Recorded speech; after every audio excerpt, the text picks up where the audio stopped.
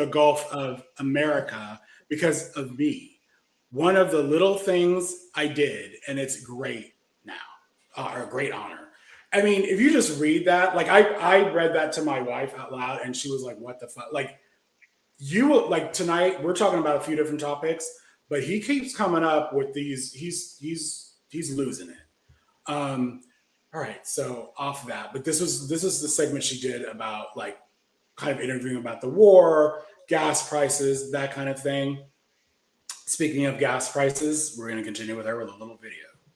Believe the price of oil and gas will be lower before. What's that?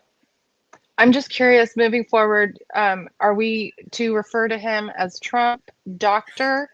Jesus, or Dr. Jesus Trump? Sorry. Don't call him Jesus. I would prefer we don't use Jesus in the same way as Trump. Unless it's like Holy Jesus or something. Yeah, as an expletive, yes. I don't know. Do you believe the price of oil and gas will be lower before the midterm elections? I hope so. I mean, I think so. It could be. It could be or the same or maybe a little bit higher. But it should be around the same. I think this won't be that much longer. Now, she tries to throw him a bone. She comes back for more. Is this all going to be enough? The blockade in the Strait, the opening up capacity in the United States is this going to be enough to lower the price of oil and gas, sir? Well, eventually it's going to be lowered. No, it might not happen initially, but it's going to go down. I mean, the gas. So I live in California. Michelle, you live in California. We are known for having the highest gas prices in the country pretty consistently. And we've had, like, when the refinery goes, they use any excuse to raise the gas prices. That's what I'm trying to say here. And they go up kind of fast. Like, you can literally, you drive from one day to the next and you can see, wow, it's 5 cents more or whatever. It never comes down as quickly as it goes up. Never. So I don't know what the hell I think he's trying to convince people that, on one hand, they're like, the economy is better. Oh, well, it's not better, but it's going to be better. I mean, it's like one of those two things, and they're constantly saying that crap. And does anyone know how much this war is costing us? Gajillions of dollars. Does anyone know? I mean, seriously. Mm-hmm. So there was I filled my tank. Yeah, I filled my tank today. It was not encouraging. Just saying. Of course not. Do you have an SUV or a regular car? I think you just glitched out a little bit. So, well, whatever it costs, I think the best thing to hammer home is Eisenhower's speech at the end of his presidency, of his farewell address, saying, every bomber, every missile, every tank is someone that we didn't feed. It's someone that we didn't clothe. It's someone that we didn't house. It's that these are choices, and that was from the general that won World War II. This is not somebody that is a dove in particular, but even then knew that this is where this was going, and here we are spending just an unlimited amount of money on things that absolutely could help us here at home. So the cost of the war, where are my notes? The first 6 days, the war cost $11.3 billion. That's according to the Pentagon, even. So now there's an academic who believes over 10 years it's going to cost us $1 trillion. And I hope this doesn't last 10 years, but it's expensive. And this is at a time when people are losing health care, SNAP benefits are cut, and they keep talking about cutting more shit from regular working people. And we have to hear about this war every day. Did anybody watch Keith Hegseth, or I should say this, not Keith Hegseth. Did anybody watch the press conference this morning with him, with Hegseth? With Hegseth, no. Yeah. Not the one that was yesterday that's the yesterday that he quoted Pulp Fiction. Okay. No, for the Bible. Yeah, I missed it yesterday, but this morning he started talking about the Bible. He started using religion to kind of slam reporters, and basically, like, I feel like his whole purpose of doing these press briefings when it comes to the war is to talk about how you shouldn't be unfavorable in your reporting to him. Whereas I think they're being too nice, if you ask me, like the reporting of the war right now. I prefer, overseas journalists. Remember that they've culled most of the real journalists from the room to begin with. Mm-hmm. So you're already starting with a group of reporters that is friendly to the administration. So it should be no surprise that they're not being hard on them. Well, yeah. I mean, that's... Except for Caitlin. Caitlin usually brings it. She does. I don't know if she was there for this one. I didn't watch the whole thing. I can't sit through those. But I don't know how anybody does. Yeah, he in particular like makes my blood boil. Anyway, okay. So here. Go ahead. I just wanted to say, like, I don't know if folks stay up to date on this stuff, but I read a report earlier that said our service members on 2 ships, specifically the Lincoln and another, I can't remember the name of the other ship, but that there's food shortages and people are going hungry. Our service members. Oh, 100%, I'm sure. I have not heard that. That is disgusting. That's crazy. They were fine with our service members needing WIC benefits and cutting those. So what's the difference then if they're in service and they can't afford to eat either, or they don't have food? They're obviously fine with soldiers going hungry. No problems. That's really terrible. Okay, so the cost of war. Well, the other person that doesn't know is Voight, and it's his job to know. Very much, Mr. Chairman. And have you included, Director Vogt, estimates or a fund for the war in Iran in the budget you presented to Congress? No, sir. Are you planning to present that in short order? We are working on a supplemental for Congress for additional needs. We're working through that review process. Part of it is the length of the war, part of the operations overseas, part of it is the extent to which some items might be fiscal year 26 or 27, and we're working through that. Thank you. Would I be in the ballpark to say we've already spent at least $50 billion? I wouldn't want to make a characterization of that at this point. Okay. You have no idea, none, how much has been spent on the war so far? We don't have that figures right now. I think in part because it's fluctuating on a day in, day out basis. But it's one of the reasons we want to are studiously reviewing. You can't even give us a range. No, I'm not going to give you a range. So, I don't feel bad because that's his job. Literally. What else is he doing?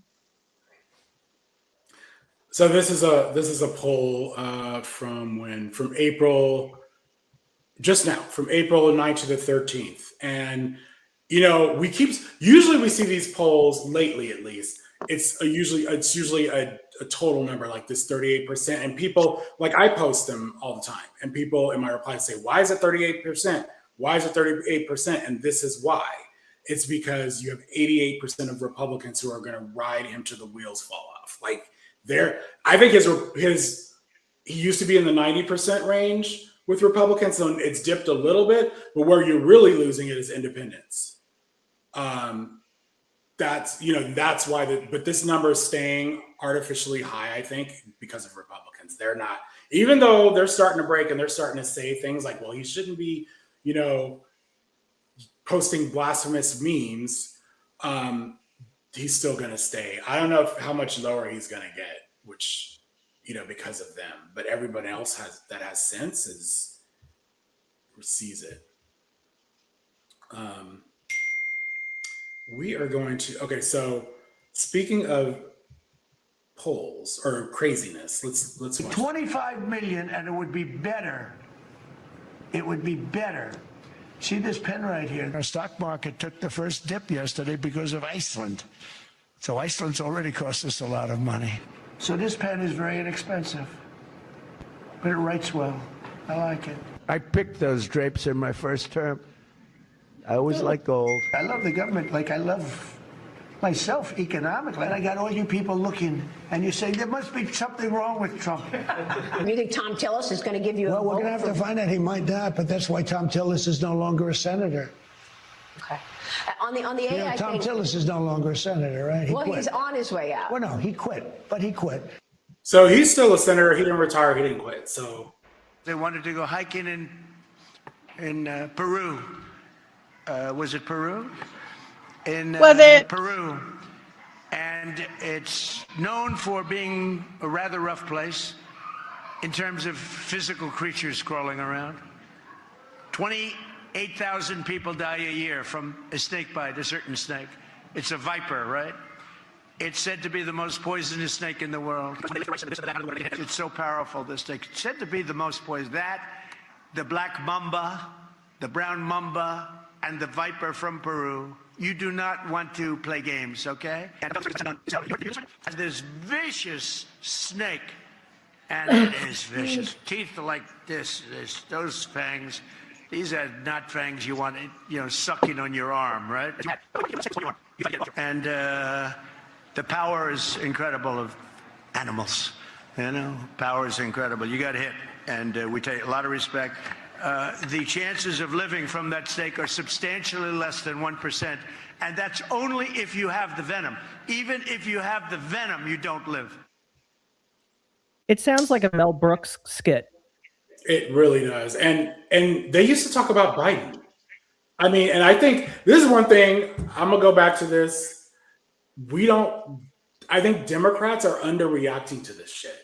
And he's clearly in decline, like deep decline.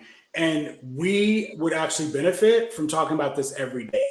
From Democrats going on shows and posting about it. We need memes, more memes, because Republicans did that to Joe Biden, and he wasn't this crazy. I'm sorry, he was not.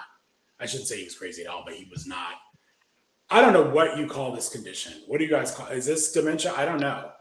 I mean, it's narcissism for sure. Yeah, agreed, Susan. Agreed.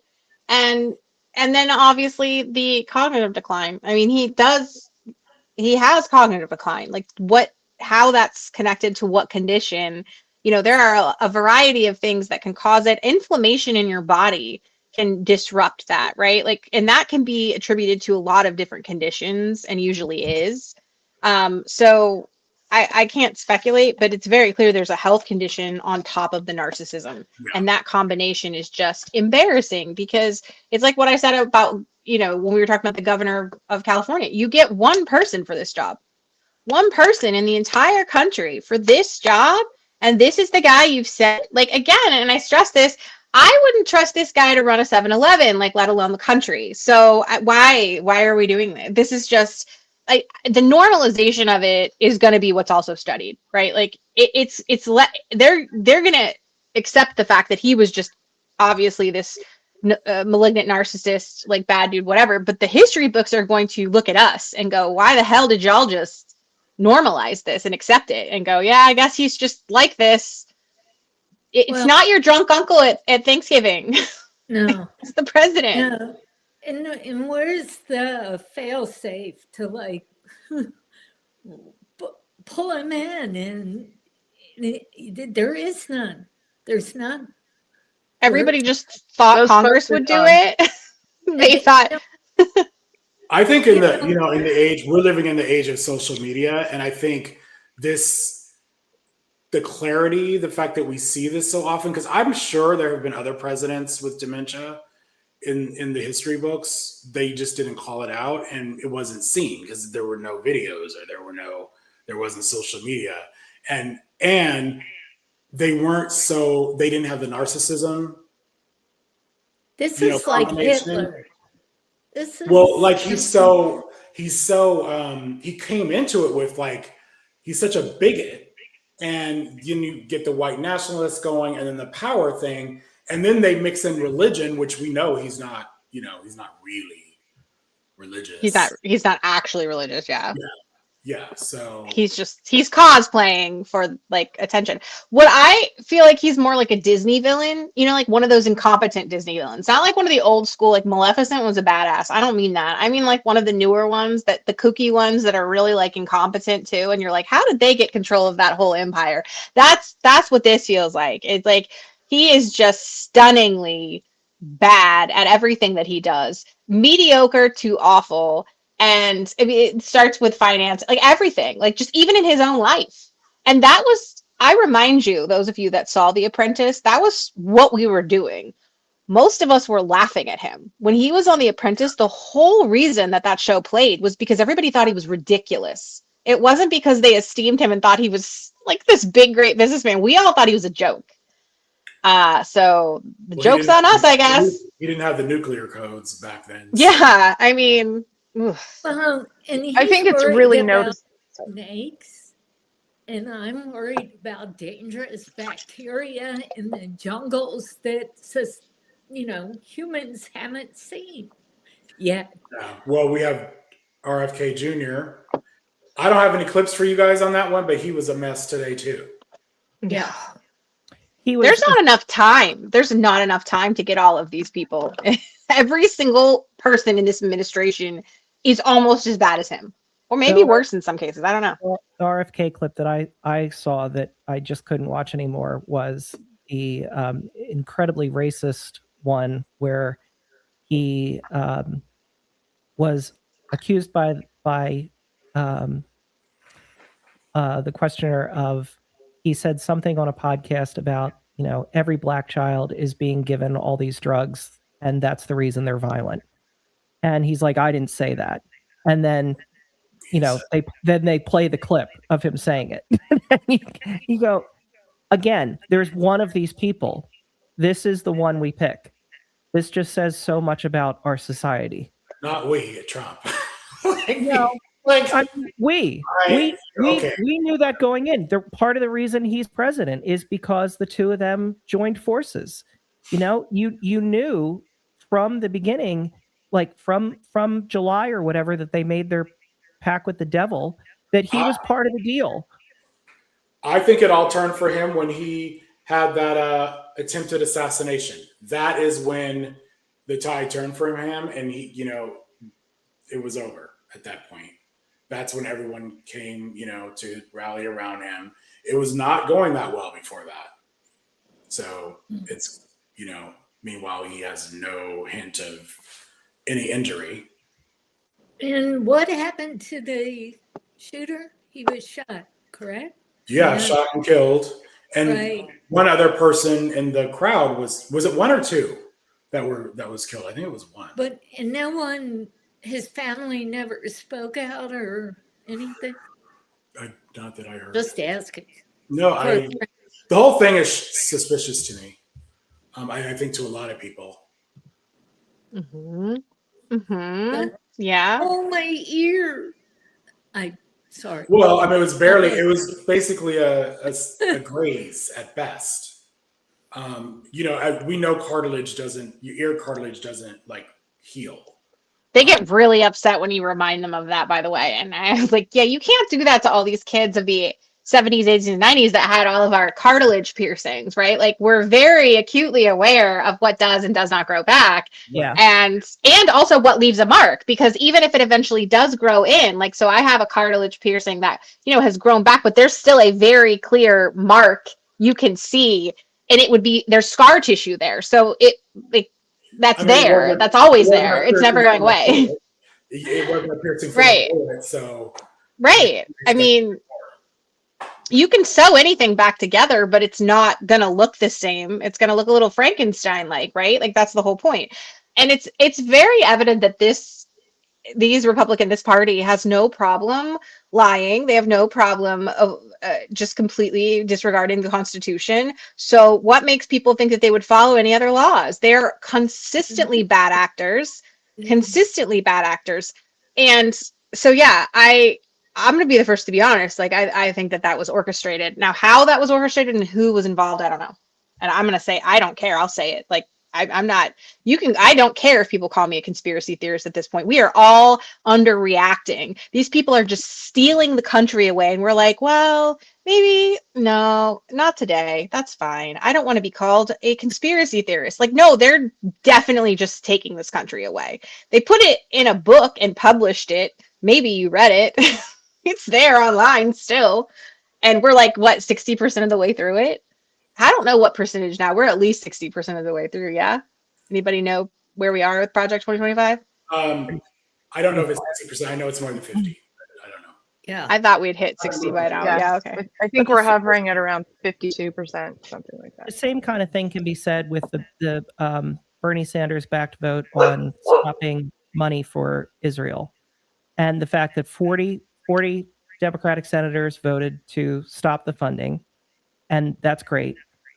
But 60 didn't, and among them 7 Democrats voted not to. And it's like, if you can't look at what Israel's doing now, let alone 2 years ago, but now, and say what they're doing is wrong, then what else can you possibly show as evidence that what they're doing is not something we should be supporting? And so all of this is the same kind of thing, that it is underreacting. It is not doing enough to stop what is happening. It's the same thing. Oh, sorry. Go ahead, Susan. No, it's almost like, how much can the American people tolerate? That's their scale. Yeah, I think it's imagination. People have a really hard time, I've said this before, associating the executive branch with a villain. And they think that somehow someone's going to take over that office, and suddenly the honor and the importance, the weight of that position is going to overtake them, and suddenly they're going to be loyal and good in what they do in that role. And that is how the framers, like, if you read a lot of their writings, they actually didn't think that men were very good. Like, they didn't have very high estimations for what we would be doing. But they also understood that if they wrote too much in, right, if they made things too restrictive, then we wouldn't be able to function. So they were sort of like, we don't know how long this is going to last, but like, here you go. But they weren't sitting there thinking that this was never going to happen. In fact, I think if the founders of this country came back, they would be shocked that we made it this far. I think they would be surprised. But that said, because we've made it this far, and because even though it's not that far in terms of history, it feels far to us, right? Like, as a democratic republic, we feel like it's long. People have this inability to, in the US, feel like we could fall apart. Are like, oh, that happens to other countries, right? Like, revolutions happen in other countries. Like, that doesn't happen to us. That we're special. We're like, the city on a hill. Like, watch us go. I think people are having a really hard time grappling with the fact that even though they want to complain about Congress, and even though they want to complain about politicians being corrupt, that there is actively a plot to disassemble this country and feed it to all of these billionaires. Like, people are having a hard time really anticipating what these people are doing, because it is so sinister.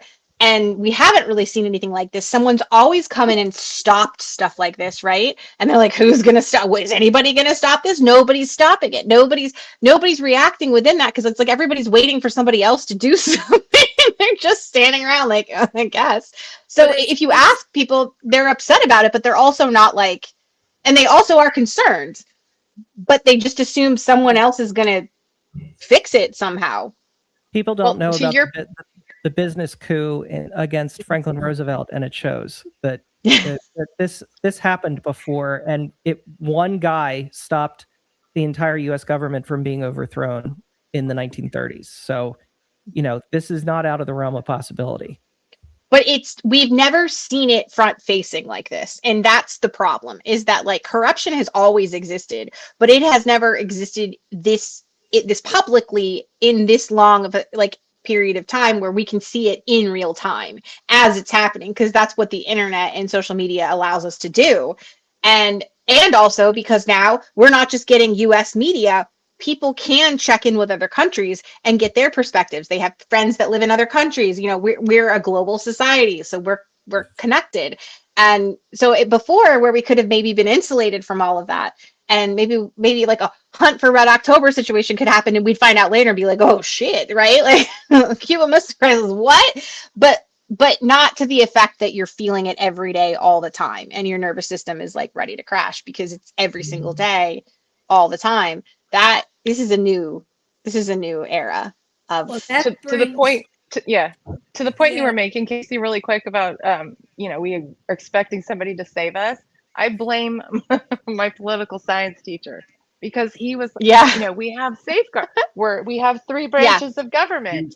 We You're have, not. we're checking ourselves. We've got the system, it's built in, right? That was really what was taught. And so when this was happening a few years ago, I just remember having conversations and I'm like, wait. And folks were I like, think yeah, it took no, we're most of just going to us. have to I think it buckle took most down. of us the whole first term of Trump to realize these are norms. They're not laws. No one's doing it. Yeah. Yes. And So and we that that is Court so is true. completely, is completely That's the problem. So the tough. Supreme Court going, to your point, if that wasn't the case, and that's partially why we saw Trump slow down so much, and that's also why we saw Project 2025 rewritten the way it was. But in my class, we did get to this section, and it is partially my fault because I definitely was too. I was in my 20s. Like, I was way more optimistic about stuff, even though I was still a realist. I was like, yeah, our government, like, it is pretty amazing. Like, I mean, it's terrible, and we did a lot of awful things, but we're also amazing. But so I blew it up a little, but we always got to the point of these kinds of questions, and they're like, wait, what do you mean? And I'm like, well, I mean, this is really just operating on the fact that we've always had people who feel the same way, that have this love and loyalty for the country, and that ultimately at the end of the day, there's enough of those people balancing out any of the bad stuff, right? And then these were seniors though, so they're capable of understanding that, and they'd always freak out because they're like, what do you mean? And gerrymandering was another thing we talked about that they were livid about. Like, there were just a couple places where I think I may have traumatized them, is what I'm saying, Michelle. If you're watching, if you're a former student, my bad, because I definitely did warn them about certain things, and I'm like, oh yeah, we're like 5 minutes from collapse, but like, thankfully, there's a lot of really great people. And now there's not. So my bad, you're so right. But to be fair, there's a lot of things that happened, and not on accident. That's the other thing we need to be honest about. These were all planned. So we can't just act like this was fate, like, oh, the universe decided. No, I mean, the Republicans have actively been working on this, and now we know that, right? Some of us knew before, some of us didn't, but now we all know, we're kind of getting on the same page here, that this has been a long plan. The Supreme Court, like all the stuff, right? So that's why there's there's nothing left. There's 1,000 we're learning in real time. We're right? learning in real time. So that's important. We learn when we fail. And I guess our government's going to have to collapse first. We also learn from tolerance. How much will be tolerated till it isn't tolerated? Yes. And if President Obama had pictured himself as Jesus, I'm sorry, the whole freaking world would have collapsed. Yeah, for sure. Well, if he made the comments about Allah on Easter, everything. Remember? I mean, every day. Like, Trump does stuff that's so beyond, and we let 99% of it go because it's less bad than the other thing, but it's still like not anywhere close to normal. So it's just like, what now? And then sometimes we tap out because it's just like, I can't anymore. Like, like, you could take any one of his remarks, speeches, whatever, and maybe if he did one a month, you'd be like, holy shit, this is the worst thing ever. He does them daily. Every day. And you're just like, whatever, because it's just, one is crazier than the next. I mean, Obama wore a tan suit, and they ripped him from one side to the other. Come on. And they really, if it were Democrat, like with Hillary Clinton, like, think about all the stuff that she's been persecuted for, and they have such a double standard for themselves. And this is what I mean by actors. They're putting on a play. They get together. I feel like they must have retreats. I'm being serious about this. Like, I really do think that, like, they have these weekends away where they do some sort of team building exercises, and they teach each other what to say, and because they all unify at the right times, and like say that, like, even if they stray in the beginning, they all come together at some point and support each other. They seem like they really like each other, but they probably don't at all. But somehow they've decided for not the greater good, but like the worse good. I don't know how to say this. Like, for their villainous plan, they're like, we're going to all agree. And they have agreed that they're just going to lie and say one thing, or be hypocritical or whatever. And it works for them. So speaking of It's compelling. hypocritical, okay, so did you guys know that JD Vance was against this war? Yes. Yeah, well, he doesn't act like it now. Here we go. Overlapping interests, and sometimes we're going to have distinct interests. And our interest, I think, very much is in not going to war with Iran, right? It would be a huge distraction of resources. It would be massively expensive to our country. That was in October of 2024 on the Tim Dillon show. And I'm not saying we stick ourselves into the Middle East and start a war here, but like we recognize, okay, Israelis, Gulf Arab states don't like Iran. So let the Israelis and the Gulf Arab states provide the counterbalance to Iran. America doesn't have to constantly police every region of the world. So where is he at right now? Because like he's supporting Trump. He's a few days ago he was campaigning for Orban. So as we spoke about last week, what came out from the New York Times article about the go no go meeting with everybody in the Situation Room, where he was the loudest voice against the war, but didn't push it. That eventually just went, whatever you decide is fine. So it's even at that meeting, even right before this started, he knows it's wrong. He knew it was wrong. He argued that it was wrong, but he's willing to, in public, support all of this. And there's a point where, you're the vice president, you support the president, but he obviously has chosen Trump over country. He obviously did that in accepting the vice presidential nomination after being a never Trump guy. He has no soul. He has only his ambition for his future. Yeah. He has. I think even in private, he agrees with Trump on everything. Like, I don't think he, remember how Obama didn't, he was on record of saying like, I want opposing views. I want, it makes me better. Mm-hmm. That's not Trump. And JD Vance is not going to tell Trump what he does not want to hear. JD Vance is being paid to say something different.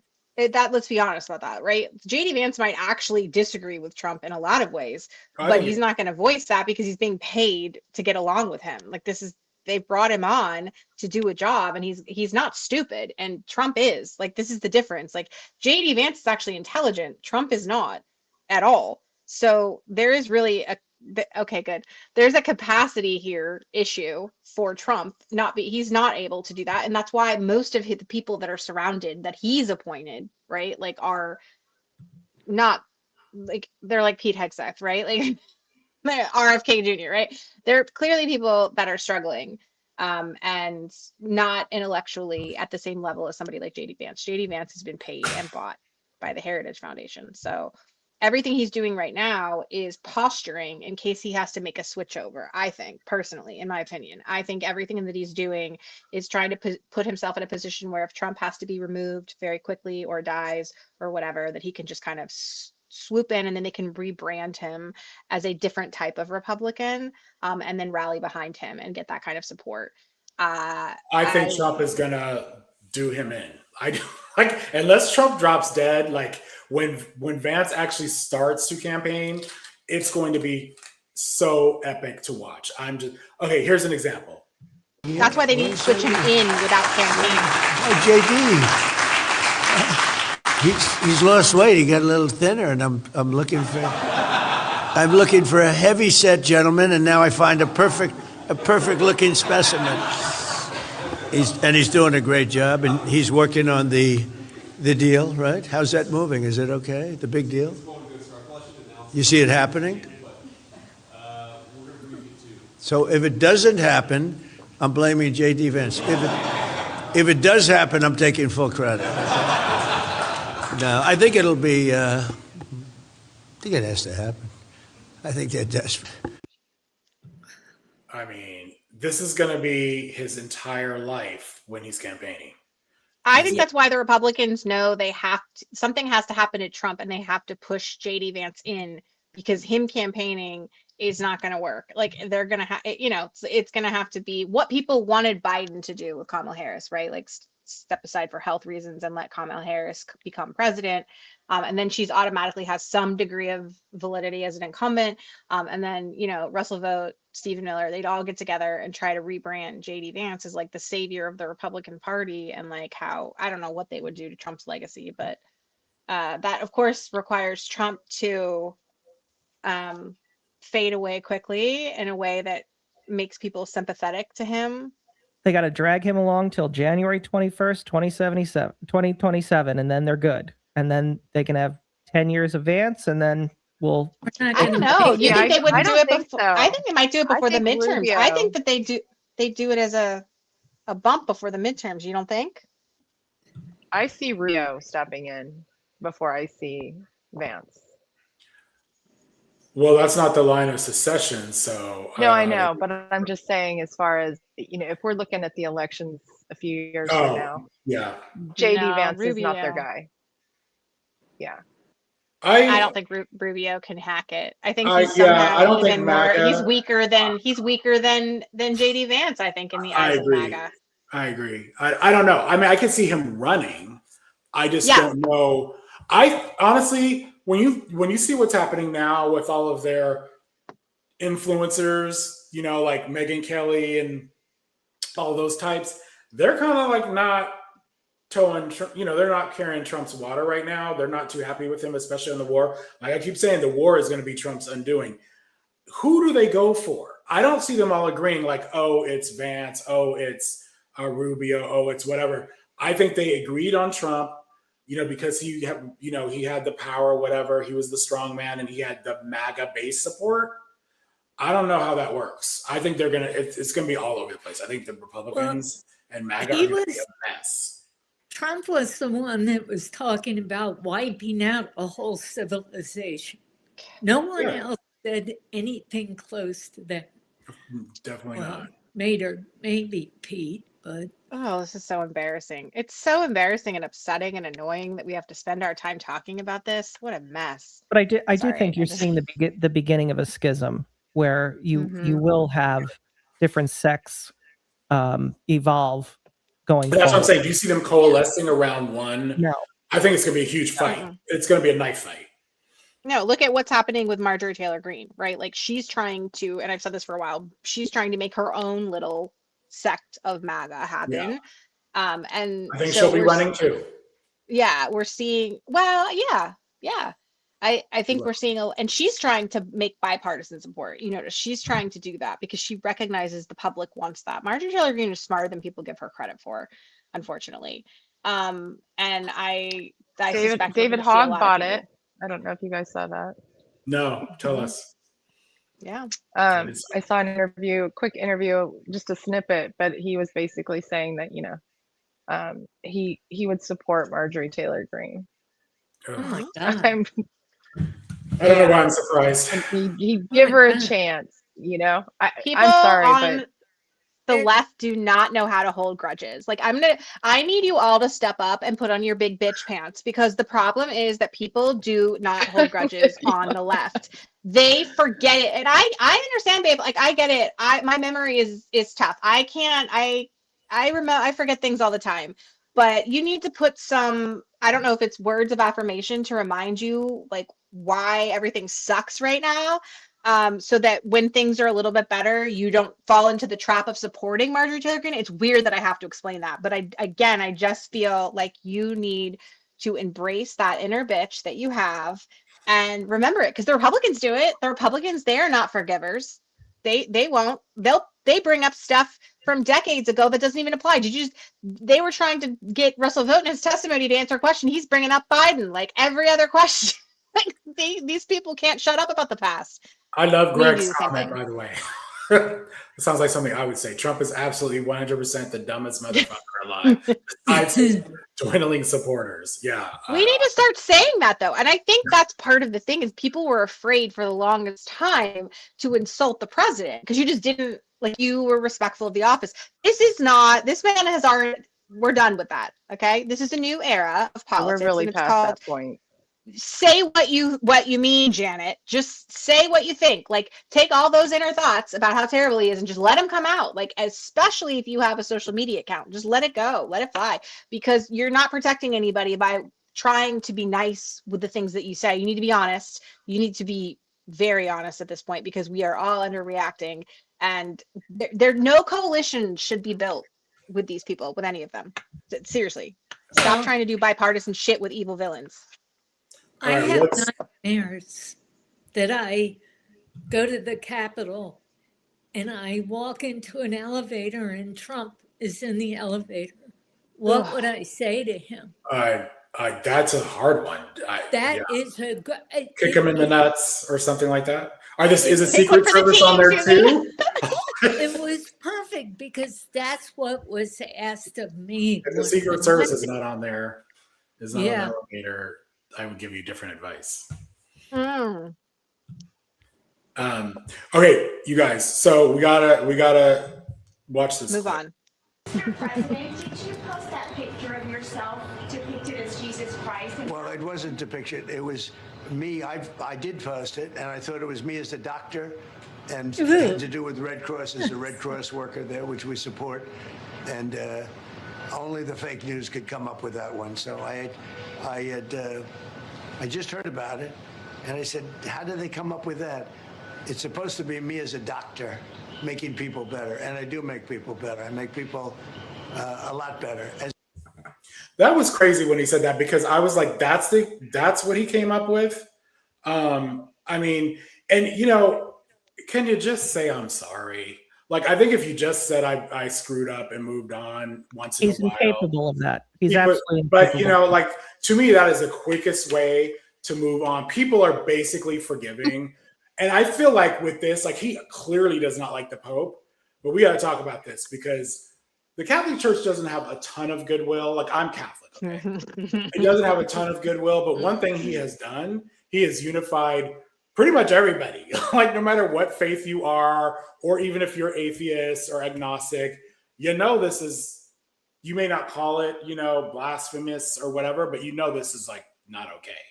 Especially this Pope, because this Pope has done a lot to sort of revamp the image of the Popedom, like, right? Like, this one specifically, and to war with him is like a wild choice, because I feel like he's more popular. You just set this up for propaganda, because you had the president of Iran making a statement supporting the Pope in saying that, I don't think that a lot of people understand that Muslims believe in Jesus. They believe he was a prophet. He is a part of the Muslim religion. So it is offensive to them as well. So you don't understand the fact that you just handed propaganda to Iran during a war. Mm-hmm. And let's be honest, they already had really good propaganda. That Lego stuff was compelling. The Lego videos are amazing. Yeah. I think what's really stunning to me about him sharing this is that nothing speaks louder to me that you absolutely have zero, like, you are not a Christian. If you do not understand Christianity, you have never studied it, you have never been taught it. If you're sharing that, like, that goes against everything. I was raised Lutheran. My folks switched to Catholicism, so I have a little understanding about the Protestants in a big way. And neither are okay with what he's doing here. And then to lie, just straight up lie, as he's standing next to DoorDash grandma, which was a whole staged setup in itself, right? God. It's just I got something for you on that. It's one. It just feels like Act 1, Act 2. Like, it depends on what day it is. We might get like an entire season. Some days we just get an episode. This is I don't know about you guys, but the last week I can't keep up. I just I have some quotes here. I have a little list from Trump about the Pope. That he's weak on crime, that he's terrible for foreign policy, he's catering to the radical left, owes his position to me. Like, I don't know. I don't know where that came from. Like, what? I didn't sit hear down that and one. mind your own business. So, you know, This crazy. is literally the Pope's business. Like, if there is a business, speaking out against wars would be the business of the Pope. Like that would be It's literally one of his those job. things. It's literally right? his job. That's the thing that they do. Well, Vance is not that far behind you. He's not. I made a video about this. I was like, I don't know why you're going. Sorry, I was like, I don't know why you're going to Vance. He killed the last one. Like, this is not surprising. We've got Pete Hegseth. He's got Pete Hegseth quoting scripture from fucking Pulp Fiction. Like, these are not seriously faithful people. They're not on the side of God. Stop. Yeah. Oh my God. So listen to go ahead. This I had to watch like 3 or 4 times because the gall. I like that the Pope is an advocate for peace. I think that's certainly one of his roles. First of all, one of his roles, like that already, like, who is he? First of all, random dude who's shouting, can I finish my point and then I'll respond to what you just shouted? Is that okay? Okay, great. Yeah, can we give him 1 second to answer one person clapping. When the Pope says that God is never on the side of those who wield the sword, there is more than 1,000-year tradition of just war theory. Okay? Now, we can, of course, have disagreements about whether this or that conflict is just, but I think that it's important, in the same way that it's important for the Vice President of the United States to be careful when I talk about matters of public policy, I think it's very, very important for the Pope to be careful when he talks about matters of theology. And I think that one of these issues here is that there has been, again, hey, random dude screaming, I told you I'd respond to your point. I just want to respond to this question first. But I think one of the issues here is that if you're going to opine on matters of theology, you've got to be careful. You've got to make sure it's anchored in the truth. And that's one of the things that I try to do. And it's certainly something I would expect from the clergy, whether they're Catholic or Protestant. Now, to respond to this guy here. Random dude. What do y'all think? Because I just can't, like, he's telling the Pope. Didn't he become a Catholic like 5 minutes ago? What's that? So a couple of years. Didn't he become a Catholic like 5 minutes ago? Yeah, he's converted What's to the Catholicism. title of his newest? Yeah, what's the title of his newest book?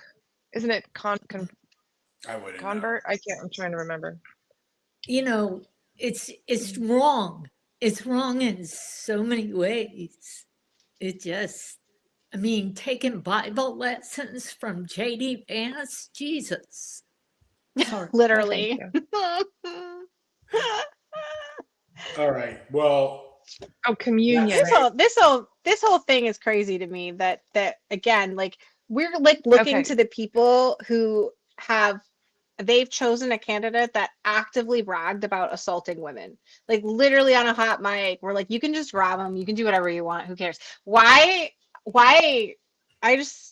Of course, they're going to try to suggest that the Pope is not a godly, that they're somehow better than the Pope. This is one of the least surprising things they've done so far for me. So I just want to correct what I said. His new book is called Communion: Finding My Way Back to Faith. Ugh. I don't think he's quite there yet. He's not there yet. That's You know, nosy. some folks are like, I've done the work. He has not done he's not even a work in progress. He's just like, I repeat. Yeah. I repeat what people need to say. That's what it feels like to me. This DoorDash woman, Chris, Oh you my get God. that? Yeah. Let's. This is a little recap here. Now, the White House clearly wanted to portray that scene as just kind of a chance encounter. Trump is just a regular guy waiting for his French fries, waiting for some sweet and sour sauce. Never mind the armed Secret Service agents or guarded gates that this delivery driver somehow just navigated and skipped through. So as you probably suspected, probably know, the whole thing was an attempt at a PR stunt. The woman who showed up at the door of the Oval Office was not your average DoorDash driver. She was actually flown in from Arkansas. And prior to making that 900-mile delivery order, she had previously appeared as a witness at Republican field hearings touting Trump's big, ugly bill. And she also appeared in promotional videos put out by congressional Republicans in supporting that bill. But even though this entire event was staged, Trump still found a way to make it incredibly awkward. Would you like to do a little news conference with me with these people? These are not the nicest people. They're not nice like you. You know that, right? I'll do whatever you ask me to do, sir. They're looking about hormone straight and various other things. Do you have any questions? Do you think that men should play in women's sports? I really don't have an opinion on that. You don't, I'll bet No, you do. No, I'm here about no Pizza. tax on tips. And I think you voted for me, do you think? Maybe. Oh, maybe.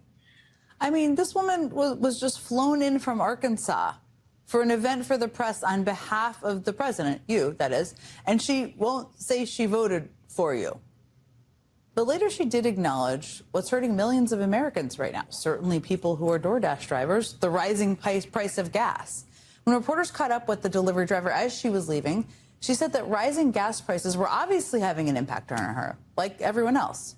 And that's becoming a far bigger and more immediate problem for Trump and his administration than, say, pulling off a little McDonald's delivery stunt. So did you guys see yesterday, a lot of the Republicans were posting about the tax refunds that folks were supposed to get? Yes. And if you did, and you went in the replies, you would see a lot of people are saying, like, I don't know what you're talking about. I didn't get a refund, or versions of whatever refund I got is blown by my gas money or exactly my grocery bill, that kind of thing. So I think that really backfired. And I feel like they made the same mistake that Democrats made, only worse. Like, Democrats were celebrating the numbers, like, oh, inflation's going down and more jobs and this, that, and the other thing. But people's lived experience didn't agree with that. They were like, well, I'm hurting while you guys are celebrating. And they punished Democrats at the polls. This is going to be epic because they are celebrating this shit. It's kind of crazy that they made that decision. Like, we're going to celebrate the refunds. And my understanding of the refund was like, the one that they were saying was the average was $700 and something, whereas that's blown away by what you're going to be spending on gas and people's electric bills, which are crazy, your heating bills, all those kind of things. Healthcare, if you decided to keep your ACA healthcare. Okay, literally, healthcare just went up. I could just speak for my family. We're talking about going from $200 to like $1,000 a month. There's your tax refund. 1 month covers. Don't get me started. Not helpful. Not helpful. I know. So sorry, you guys, tonight, No, Trump was in the, what's that? Go ahead. No, I was saying what Michelle was saying was good. Yeah. So Trump was in Nevada tonight, and he admitted that DoorDash thing was a stunt. And I hope I have the right clip here because I have a couple. This week at the White House, I met a wonderful woman named Sharon Simmons, a grandmother driving DoorDash to help support her husband's cancer treatment. She's got serious cancer. He's going to be okay, I think. Sharon delivered McDonald's to the Oval Office. Doctor. He's a little bit of a, to be honest, it was a little tacky. They come up with these crazy ideas like McDonald's, although that was the biggest ever on Google. They say #1 ever. And the garbage truck. I mean, we do these things in politics. They're a little embarrassing. They're a little tiny embarrassing. Anyway, he admitted it was a stunt, just like his garbage truck thing when he was campaigning was a stunt. Well, it's obviously a stunt, and that wouldn't be the egregious part of it if it weren't that, one, they didn't vet this woman. He should never ask her a question he doesn't know the answer to if this is a scripted event. That just shows their ineptitude at this, and the fact that they did not really do what they wanted to do. This spun out of control with the PR person from DoorDash going on just a Twitter bender that blew up, that made this just totally a bad PR for them, and really exposing that the no tax on tips is not really a benefit. So it did the exact opposite of what they wanted to do. And I think if you're in a line of work like DoorDash or Uber Eats, you are getting particularly hard hit right now because you have to buy gas to just do your job, not to commute, but to do you don't exist without your car. So those poor folks are really getting hit right now with these gas prices. Yep. You know, so Hey, I'll do a DoorDash stunt. I mean, a lot of people are having to do it right now. They pay so well on the right that, yeah, like I bet she's getting paid probably 10 times what somebody on the left would be paid for all the allegations the Republicans make about all these paid actors and stuff, right? Like on the left side, nobody's paying us. Like literally, like that's the problem. Nobody's getting paid on our side, but people on the right, man, they're making bank to say things, positive things about this party. So I wonder how much she got paid for that. I'll always wonder. Here's another. I was really shocked by. I just want to say real quick is how much her story changed, because I saw that and I was really, as somebody who used to do taxes, I was like, huh? So I was really pulled into that story in the beginning, and she was, literally on the White House lawn saying, "Oh, $11,000," and then she took it a step further and went on mainstream media, and they were interviewing her. And then it dropped down to like, oh, I think I'm making $4,000 or $5,000. And then she came out a couple days. They can't let go of the limelight, and then they just keep talking. And she finally fussed up and said, "Yeah, I think I might have made maybe $1,000 to $2,000." So none of their stories, none of the fact. There's just zero facts. They change it as whichever story's getting the biggest headlines, the numbers are really high. And then we got Basent out there doing his thing, which is, telling people that basically, the immigration situation and that the jobs lost there, that folks just need to step up. We just need to step up and work harder to replace those people. I don't know what world they're living in, but as somebody who lives and literally breathes farm in our area, I've got a winery near me. I've got a chicken factory. I'm not sure what else to call it. We've got beef everywhere, beef ranches. That's just not flying, you guys. It's just not flying. Our ranchers, our farmers are hurting, and I know, a year ago, I might have been in the boots of, FAFO, but I'm not there anymore, because we're talking about generational, like farms that have been around me for decades and decades and decades, 3-4 generations deep, that are closing. Dairies are closing. People are, their land is they're just not using their land anymore. They're just like, I can't afford it. I can't afford it. I'm going to ask what a lot of people are asking. We know farmers typically are Republicans. I know that in California, you just know, in Central California and the border closer to Nevada and all that. Do you think there is an awakening among them, or do they think this just sucks right now and they don't really blame a bad decision by Trump, or maybe they voted wrong? What are your thoughts? I think. Well, I want to hear Michelle, because she's in it. From my community, folks are waking up. So I'm struggling right now, right, living in California, and we're working on the governor's race. Is I have folks literally saying to me, Trump's insane. Oh, we're over it. Really? But they want to vote for a Republican governor. And I'm like, what are you doing? Yeah. Like, what are you doing? You're literally just replacing one evil with another. Like, come on. So my grandparents own a farm. Sorry, Michelle, there's a little bit of lag on my end, I think. All right, keep going. I hear something else in the background. Go ahead.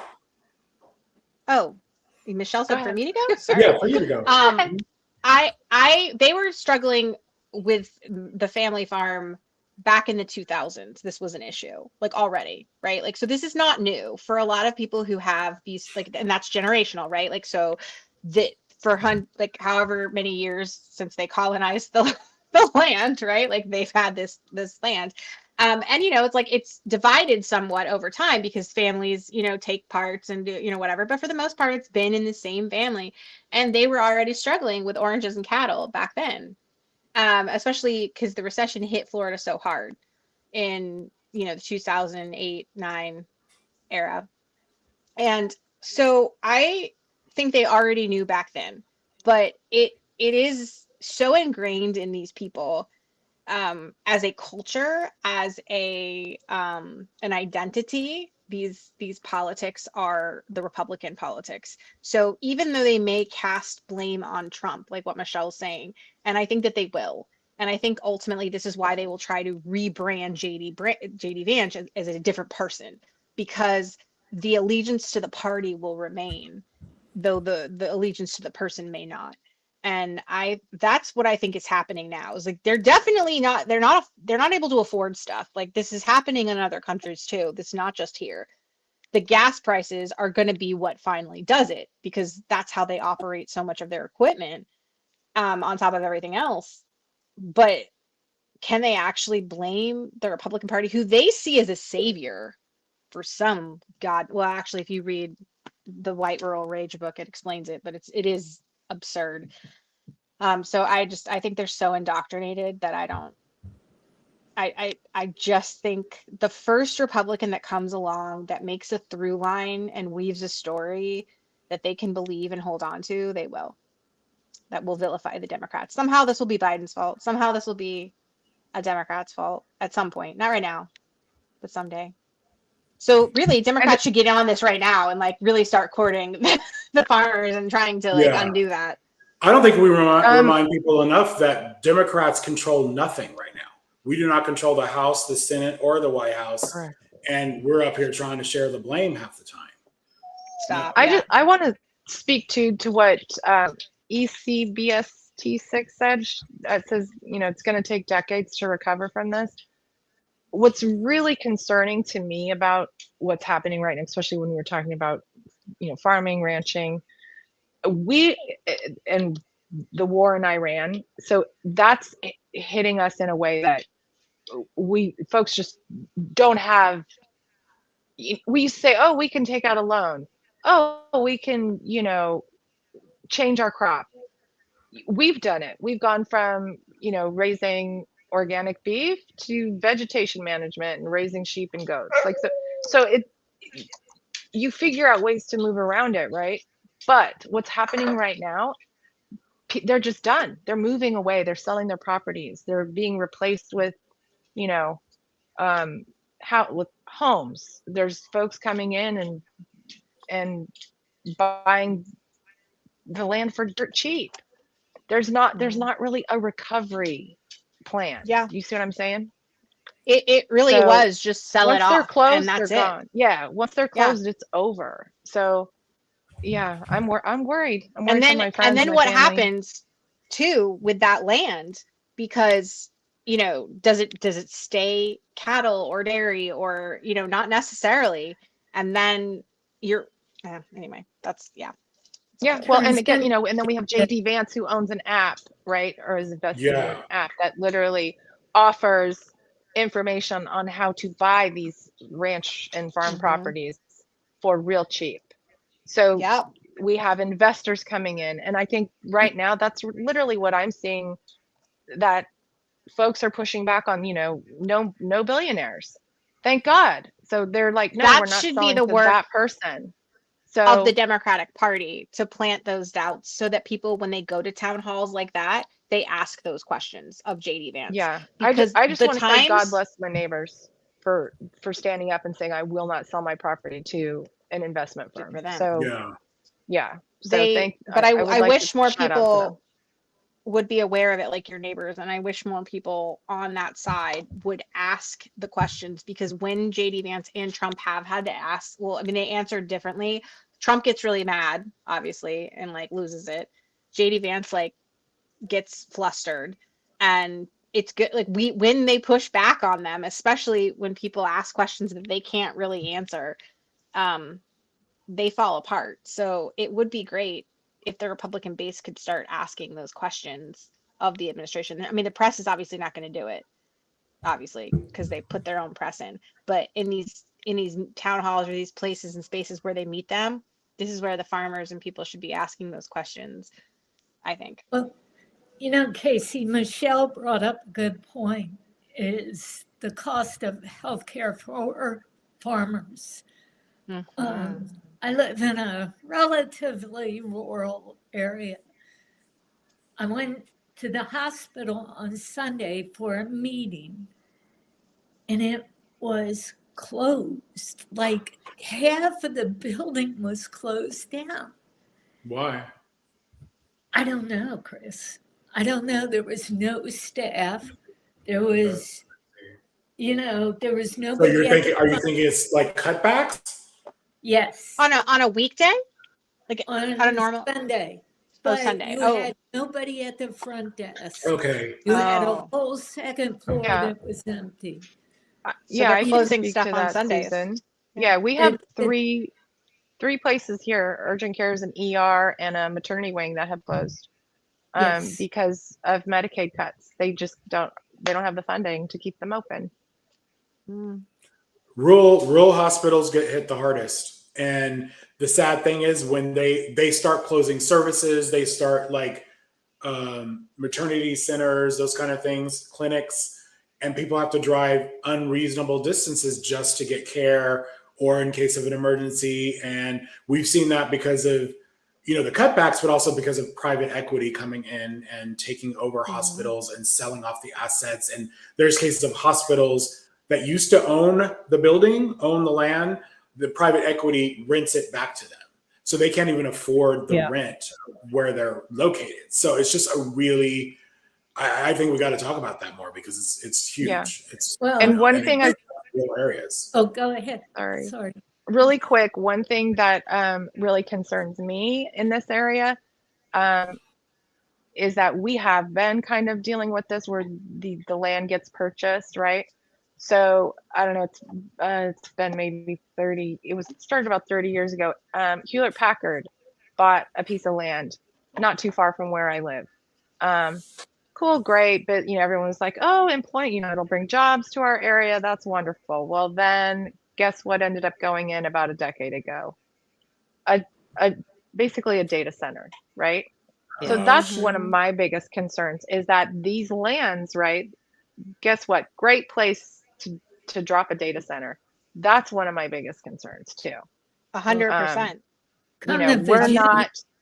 We're not far from big city. I'm 45 minutes from the city, San Francisco. I've got 10 minutes, 15 minutes from me, there's another town. So it's a little scary because I'm seeing it happen. And, I wore my rumors sweatshirt today in honor of just like the rumors are out there. And I feel like we need to pay attention. They're not necessarily just rumors, right? Somebody somewhere is finding something out and we need to listen. When somebody says this happened, we need to listen. I'd like y'all to listen to this one other clip because this is from tonight too, not that long ago in Nevada. Some fake inflation because of the fuel, the energy prices, which everybody said was going to $250. We were talking about that, Scott. They said $250, $300. I mean, today, what was it? It finished at $89 or $90, right? And that's in the, we haven't settled yet. Maybe we won't, but I think you're going to be pleasantly surprised. Fake inflation. Did you guys catch that? Mm-hmm. Yeah. I mean, so people are out here suffering and he's calling it fake because he thinks it sounds better to MAGA or something. I don't get, this is one of the things, he hoodwinks people all the time. That's like his MO, but when people, receipts don't lie. Like when you're going grocery shopping or you're going, especially the gas station. That's people remember, I didn't used to pay $75 to fill up my gas tank or $100 and now I am. You can't really lie your way out of that. He has this is the problem. He's got such a cult hold on them because remember, I was talking about this in a video the other day. Remember how when you point out the fact that he was just bragging about sexually assaulting women, the response to people was, well, yeah, he's not perfect, but he says what he means. He says what he thinks. And I appreciate that, right? And so now with the lying or whatever, when he gets caught, people, the first thing they do is, well, he's not perfect. And that's why we like him because we know he's real. right? Like there's always something that they have to come, even if there's receipts that prove he's lying, then it's like, oh, he must have made a mistake, but you know what? That's okay because that makes him human like us. There's always something. And I don't think there's ever going to come a time where we put like evidence in front of people and they don't somehow construct a false reality so that they can still esteem this man. Like I just, and the people that actually do leave him again won't leave the Republican Party. They'll find a way to stay there. So this is really a challenge for us. Oh God. Well, so this arc to Trump came back up, right? Like we had been hearing about it. Now it sounds like it's really moving forward. But somebody mashed these two things up, and I saw that, and I was like, you know what? Is this a coincidence? No. No. Exactly. One of the suggestions that came back from the review board that he handpicked that just approved this was to take off the eagle. And Please do. I'm if we got to look at it, that's got to be gone. Right. If that's not, y'all have to look at it. I have to drive by this shit like often. I'm so upset. Yeah. Like this can't happen. It can't. It can't. I mean, we already lived through him tearing down the East Wing, and now there's some kind of restriction on the Costco that he's adding to the White House. I mean, that's supposed to be a ballroom. well, so I the ballroom restriction is still in flux. The judge said that it does not apply to anything that is security, and so they can continue with everything. They can build the bunker. It is underground, the bunker, anything security related. It is just to the, basically facade, which is the ballroom proper. But that was only because the appeals court knocked it back down to that judge and said, well, clarify what you mean by what can and cannot proceed. But the next step will be an appeal to the Supreme Court. And so, that doesn't sound great. So, so yes, there's the judge put, I think, a 10-day stay on his order to allow them to appeal to the Supreme Court. So we will see within the next week how that happens. I actually don't. I might have an unpopular opinion, but I wouldn't mind it going to the Supreme Court because I would like to hear the process that he went through. Because I don't feel like I think most of us who saw this unfold, it felt like he gave the order one day, okay, just tear it down. And I want to hear like what exactly went into this. I want it to be public. I want it to be on record. The way but do you think it would force that? I don't know. Did they archive the stuff properly? Yeah, they trashed it like the Pam Bondi picture.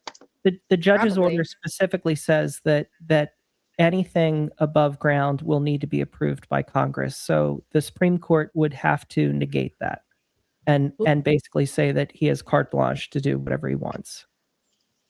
Wow. I don't know if Congress is giving me that much hope, though, to be fair. Like, I don't know that they're doing a super bang-up job of holding him accountable. With so many of these things, it is one more opportunity to make sure that it's on record where these people stand. Yeah, and so agreed. That is, and honestly, the more there can be delay, the more steps that can be put in place. That it is throw everything at it to slow it down, to grind the gears as much as possible. So every single thing is important. I agree with that, 100%. Mm-hmm. So this is, I don't remember when was this, Casey? Well, anyway, he is talking about using American steel when he was going to build the ballroom, and it turns out it is foreign steel. So that came out this week. America first. Yeah. $37 million in foreign steel for his ballroom. And he coincidentally lowered the tariffs on Luxembourg, which is where the steel is coming from, just before the import. Yeah. I'm so sorry I didn't get the rest of the clips, but I went back and was watching the conference on this when he was speaking on the ballroom back in October of 2025. And y'all, oh my God, there is a treasure trove of comments that he made. And just speaking of receipts, I mean, and how these people flip flop on what they say. And I know he does this every day and I'm not supposed to be shocked by it, but even I was just like, my God, like they just say whatever. They just go out and say whatever. And they're like, yeah, my pet unicorn, like shit's gold. Like it's great. And everybody's like, wow, really? And they're like, no, actually, I have a narwhal. Like whatever. Like every day it's something different. And how do you combat that? Right? Like how it's like what Chris said, the only thing you can do is slow it down. Because because it's like the amount of stuff he said just in October. It's April, y'all. October wasn't that long ago. October? It's only been what? Is that 5 months, 6 months, like at most? What's really a shame about this steel thing is, so I grew up in a steel town, and by the time I was a teenager, it was a very much dying steel town because of the industry going abroad. And one of the things that Biden had tried to do was to emphasize the fact that, you know, there are some things that we really do need to build here, and steel is one of them. Like for security reasons, there are things that we don't want built overseas, like the CHIPS program. Like, you know, there are things that we really need built here. And what's really unfortunate is this is an instance where tariffs would make sense in a very targeted way in order to, combined with rebuilding our infrastructure to make steel. And that also could help communities like mine in Coatesville, where there is technically still a steel plant, but it is a skeleton of its former self. So you could use this as a huge PR thing to revive some of these towns, to bring back this specific manufacturing, to pose it as this is going to help with national security. But this could be such a huge win. And so you see that this was never about anything like that to Trump. And this is just yet another example. It's all the what's the money game, the shell game or whatever, or the where you move the things around. So that's the shell thing. Yes. Game, the magic trick or whatever.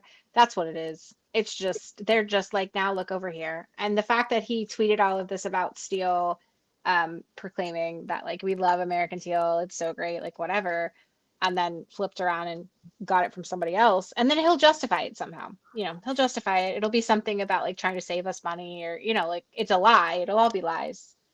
But this is just another part of the process. This is why you don't give the keys to the car to a narcissist. Like why did you give the keys to the country to a narcissist? And a bad businessman. I wonder every day, is he waking up to see how he can make us crazy? I mean, it's just one. I don't think you're wrong, Susan. No, I don't think he's doing it, but I do think other people are. So I think Susan's 100% onto something. I absolutely believe that like Stephen Miller and Russell Vought are fucking with us 100%. Somebody back there is. And they manipulate him into doing it, right? Like that's how he doesn't have a clue that he's doing it. But I swear to God, there is somebody back there that has a sick sense of humor, and they're like, yeah, like I when it all comes out, Susan, I think you're right. I think he just doesn't know he's doing it, but yeah, 100%. I need that elevator ride. Yeah. Susan, nobody would be a bigger hero than you. Like, I know it. Like, oh my God, can you imagine? I'd put your face on my shirt. Like, it was great. I would brand the fuck out of that, and I would sell it, and we would use the profits to like pay for healthcare. My God. So, all right, we're pivoting, not so gently. We're pivoting here. We're going to talk about California, what's going on there. But before we do that, I saw this post. Somebody posted this track APAC graphic on Threads, and I grabbed it, and I was really surprised. So if you just some backstory here. During the primary in Texas, Jasmine Crockett was running against Tallarico. I'm going to make this quick. Track APAC put a really damaging, inaccurate graphic about Jasmine Crockett. It didn't give a number. It said, in fact, I do have it, but I'm not going to grab it. It didn't give a number, but it just said Jasmine Crockett takes Israel money or supports Israel, that kind of a thing. The usual tactics, but without the dollar signs. Mm-hmm. And so the thing about these graphics from Track APAC, you got to know these numbers are not accurate. When they do use a number, I've challenged so many people to match this number using the FEC fines. And if you want to know where they're getting their money, that's where you should be going, to the FEC fine. Anyone can do that. You can look up a candidate, you can look up a PAC and find out where they're getting their donations from. And you will not be able to match this one, or you will not be able to find 148,000. But the way that they've gotten clever, the way they word it, they're not saying APAC donation, even though I think your average person sees track APAC and they're thinking, oh, it's pro-Israel lobby. Yeah. So it's a bullshit organization. I cannot stress that enough. Track APAC is misleading. They do not give accurate numbers. The co-founders of that company are shady. They are anti-Israel, clearly. I don't know. I just think, and then a lot of people, and then they also use J Street in their graphics as part of the number, which if you know J Street, it's nothing like APAC. This is an organization of Jewish Democrats who don't agree with Netanyahu. And to me, they're an ally organization. Like they anyway, I think people don't know what they're doing when they're spreading these graphics. And I don't think a lot of them care. I think a lot of them are so anti-APAC and they're just like, we're going to do it. They don't know if these numbers are real. They put these trackers. The red is for like you're bad. The green is if you're good. Like that's who they approve. And they don't, people don't know if they're true or not. They just think they're true. And it drives me nuts. So to just some background on this, originally this was shared March 9th, and the number on that, because I just pulled up my screenshots, the number on that was, it just went away, 23,250. And then they took it down. Right. Now, by the way, that number wasn't released while they were campaigning. No. While they were campaigning, he didn't have one. Okay. And then as soon as he was the victor, then out pops this whoop, like whack-a-mole. Here's another track APAC, but it was a much lower number. It was like the 23,250. And then they revamped that number because they had, they just go find things. And I've read it's just exactly what Chris is saying, but the concern that we have is that they recognize that it doesn't match the number, like if you go look for it, and they do two things. They either look at you and go, well, I'm sorry, you're not smart enough. They get real patronizing about it and act as if like they somehow have some higher authority and awareness that you don't have in terms of how to navigate through the FEC. And like, well, I can't do all the work for you. I can't show you all these connections, right? They like act like they shouldn't have to show their work.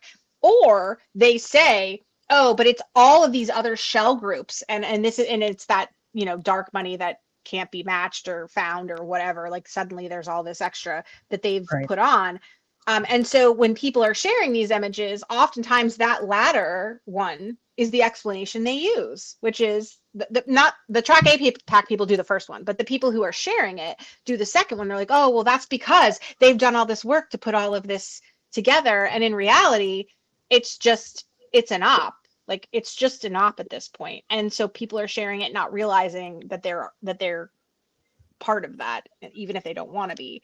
And the fact that there was no graphic for him when he was running against her, and now suddenly he's taken $148,000.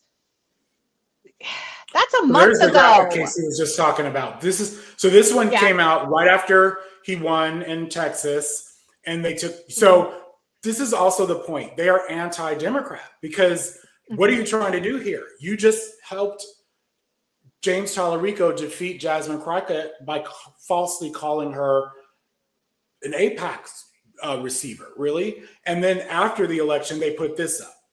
So you're helping the Republicans at that point. You're not and remember, you have two candidates and you help one get defeated, and now you have the nominee and you're trying to defeat him. And here they are again with this, This feels very Jill Stein.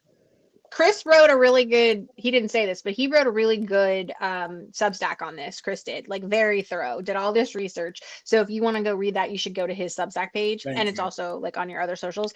But part of the problem is that these people do not want our government to thrive. They want it to topple over. And I don't mean that in a sinister way of like, ooh, like I mean that they think that that's the fastest way to fix it, which, by the way, most people who study government understand that that is not the case. Like how long it takes to rebuild and create a stable government after revolution, like that's not something you do overnight. And a lot of people die. Like it's not an easy process. But that's what they think. They think like, oh, the faster we can get this two-party system out of the way, the faster we can break this system, the faster we can rebuild it.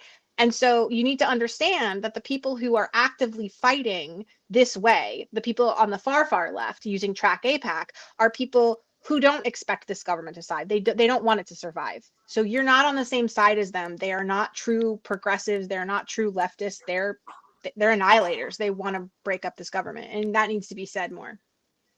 Ugh. I just would like to also say, this was traumatic. Tallarico made a pledge.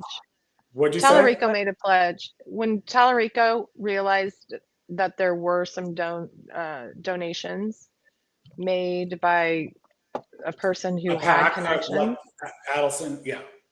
Yeah, he made a pledge. He's like, I'm not doing it. I'm not taking, like, I will not do this moving forward. Like, to me, acknowledging that you did it and then making a commitment that you refuse to do it in the future. And he's, you know, I don't know. And that's why they had to put that $0. That's why they had to put the $0 part he said he wasn't there. going to take donations from PACs or big corporations, and he took Adelson money, and they are tied to APAC. So he's saying he's denouncing that. What is he saying exactly? What do you mean? Moving forward, it's my understanding that moving forward, he's saying he will not take any money from anyone that is tied to APAC. Okay. All right. Fair enough. Let's see. We'll see. Yeah.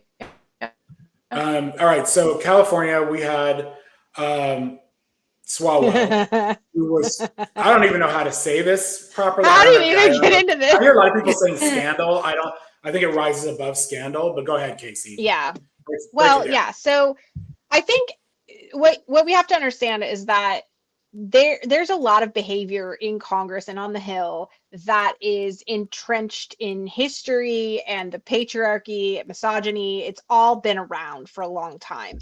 And what happened was an influencer, Mrs. Frazzled, interviewed him back in, I think it was November of this past year, 2025.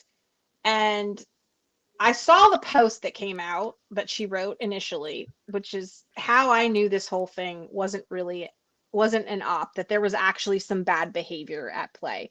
Because she wrote a post saying something to the effect of, it really sucks when I interview candidates and then their staffers tell me things about them and I can't unknow those things.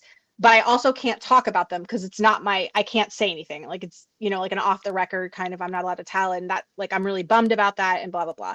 And then later wrote a post about how many members of Congress, she's like, is it really just a thing that people in Congress are just having sex with their staffers? And that's like just acceptable that they could behave that way? And people started writing. Well, at some point she did an all call and was like, hey, if you have been victimized or harassed by, if you have had a member of Congress where you've worked for them or they've treated you in such a way, like reach out to me. And she made a safe space for survivors to connect with her. And one of those stories, or many of those stories, turned out to involve Eric Swalwell. And part of the challenge in this was the way that it rolled out, because there were all types of allegations, from your standard misconduct or things that you wouldn't think of becoming of a Congress member, like sending pictures of your penis through DMs or whatever, right? All the way up to actual allegations of sexual assault. And it was rolled out like in a way where it was a coming attraction. Like I'm gonna bring this story to you. You were like, you're gonna, like, we're gonna, initially it was a veiled thing of like, trust me, y'all, there are people running for offices that are bad people, right? And then it was like somebody, yeah. Like what Casey's saying, I 100% agree with now, and I see it. But the way it was rolled out was a bunch of different influences besides her. It wasn't, if it had just been her, that's one thing. Yeah. But there were several influences. Yes. That's important to mention. They were coming out simultaneously with very similar posts that said, I had a friend, a close friend that told me this, and like different people, not the same person. And I know for me, I got caught up in it one day because I was like, I thought I just read this same post. and it was by a different person. And then I saw another one, and it was by a different, like literally it looked like cut and paste to me. So to me, it looked like an op, and I was not the only one that thought that. So I called it out. I was like, this looks like an op. Now, I never said it was an op. I never said I don't believe women. So like, for me, this got controversial because I was the one that called it out, and I got dragged for it. But it's like, y'all didn't come out with any story. I'm not looking for a woman who's accusing her boss to put her face out there or her name. But can you give us a story? Can you tell us what year it happened? Can you tell us when? So while it was happening, there was nothing. Like, that's exactly right. So so what I'm telling you is, I'm telling you because I watched it kind of happen and unfold. So I was sort of connecting the dots in a way that people who don't follow her might not have been, right? Like I was like, either this is, he doesn't follow her. So I was like, Chris, I think this is either a CIA level like plan or this actually happened, right? Like this is a long organic process. But because he's over on Twitter more often, like watching these people who aren't her make all of these allegations about him being a bad person, but there's not an allegation. It's just he's a bad dude, like he's a bad guy. But why is he a bad guy? Like, what can we get like any kind of a hint? Also, right? There was no indication at that point what it was. Also, I was probably the only one that came out and like pieced it together like that. But a lot of people in replies were saying, well, why this is weird timing. This is this, when did this happen? Like they were asking legitimate questions. I don't see how anyone could make this claim. They claim, I'm not talking about Mrs. Frazzle. I'm talking about these other people. Make this vague claim and not expect questions, because the reaction to those questions was really over the top, in my opinion. It was very inflammatory. Yeah. So that was the difference to me, is like when you asked, like, because I said some things and I felt like Mrs. Frazzle was very like reasonable to me. She was very like, I get you, but like it's coming. Hold on. Like to me, it was very genuine and earnest. And you can ask Chris, I always said I believed her. Like I believe her 100%. We were talking the whole time, Casey and I. Yeah, and I was like, I don't know what to do.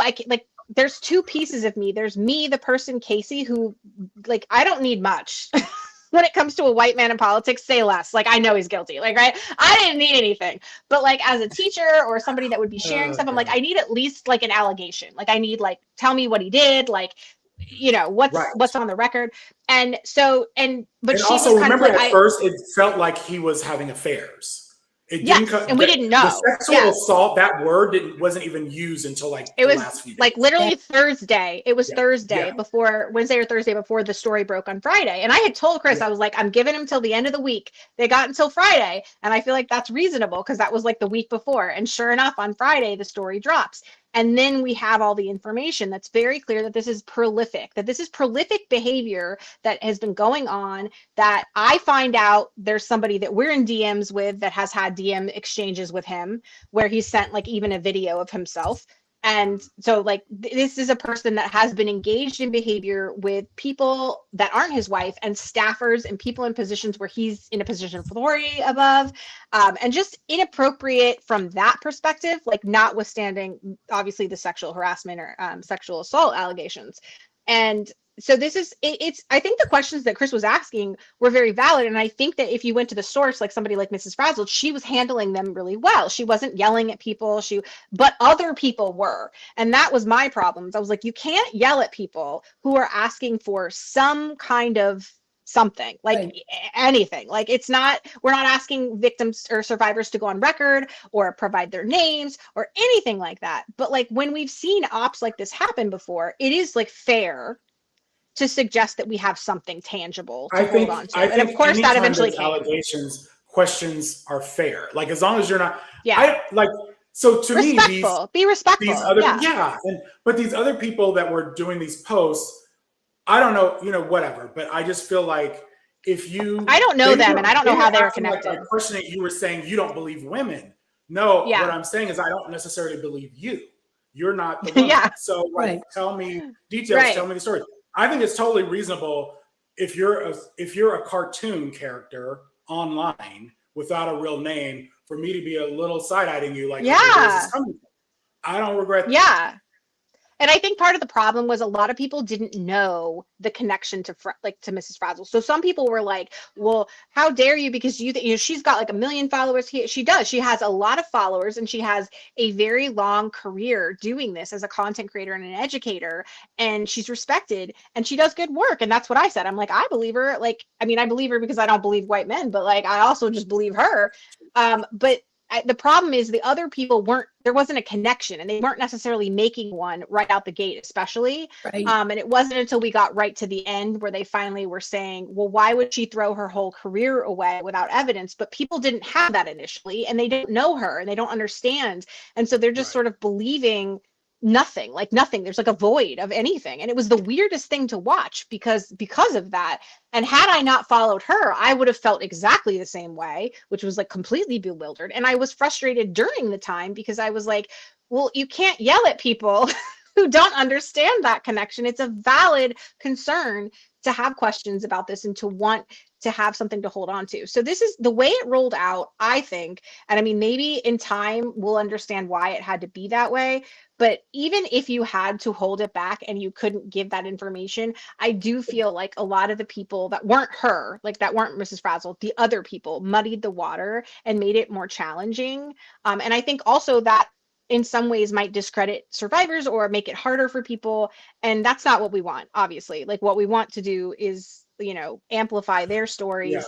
And that's at the end of the day, that's what we want to do because we believe women. So we want to make sure that survivors, but people like Eric Swalwell are held accountable and that survivors get their justice or whatever we can provide for them. So, and what I had said to Casey along the way too, is like, if I put myself in their position, right? If I had a friend who was a survivor and told me this story that I had never heard before, and I was like, oh my God. But I was also told that they were asked to go public with this. They were asked to go on social. I wouldn't do it until I could tell a story. I don't have to tell your name, but like, I can't just say, oh, my friend told me that Eric Swalwell, like I'm naming his name, and with this huge allegation that shocked the hell out of me, I'm gonna be honest, and not even tell them like, okay, it happened in 2022. Yeah, and she like was we a didn't have dates, and this, nothing. She was raped twice. Yeah. And I will, on that note, I will say anyone who isn't really familiar with what went down, besides what we're just saying, read the San Francisco Chronicle piece. That article was really well written. There was a CNN article that dropped, I think either later that day. The San Francisco article was superior, in my opinion. Like the CNN, the difference though, the Chronicle piece focused on one victim, one woman, one survivor. The CNN piece focused on 4.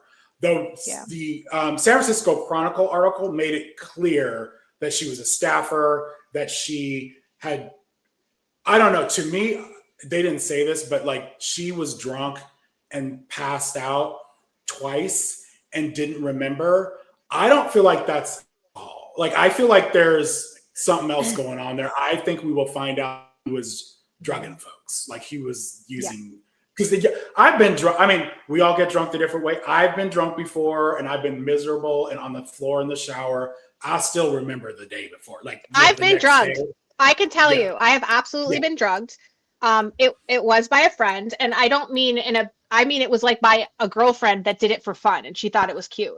And I thankfully got home and in my shower later, and I didn't know. I found out that like the next day, but I can 100% tell you that because I have guy friends that I called and talked to, and I don't remember like whole parts like by the time I got to my house because I woke up that morning That's not being drunk. That's and that's the thing. I don't drink enough to get that drunk anyway. So like I knew, and then I confronted her and found out later. But like that's the point. You feel differently when you've been drugged like that. Like it's a whole. I woke up in the bathroom with a shower on me, fully clothed. Like that's not. You don't do that like when you're like that blackout drunk even. Like that's crazy. So that like in the articles I read, none of the accusers said they were drugged.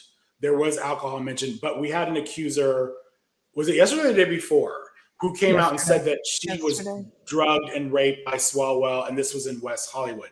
So we already knew that he has a New York DA on his ass, or that's opening an investigation, and now LA County Sheriff and the LA DA opening an investigation on Swalwell. So to me, that's good because it's like get the evidence and prosecute this man. Like if he was a predator, which it sounds like he was, and there's this trail, it should be tried. He should be tried. The concern that Kevin McCarthy though is out here saying everybody knew about this. Oh, should we play that clip? Oh, I didn't know we had the clip. Okay, good. Yeah, I didn't know if we brought that. Yeah.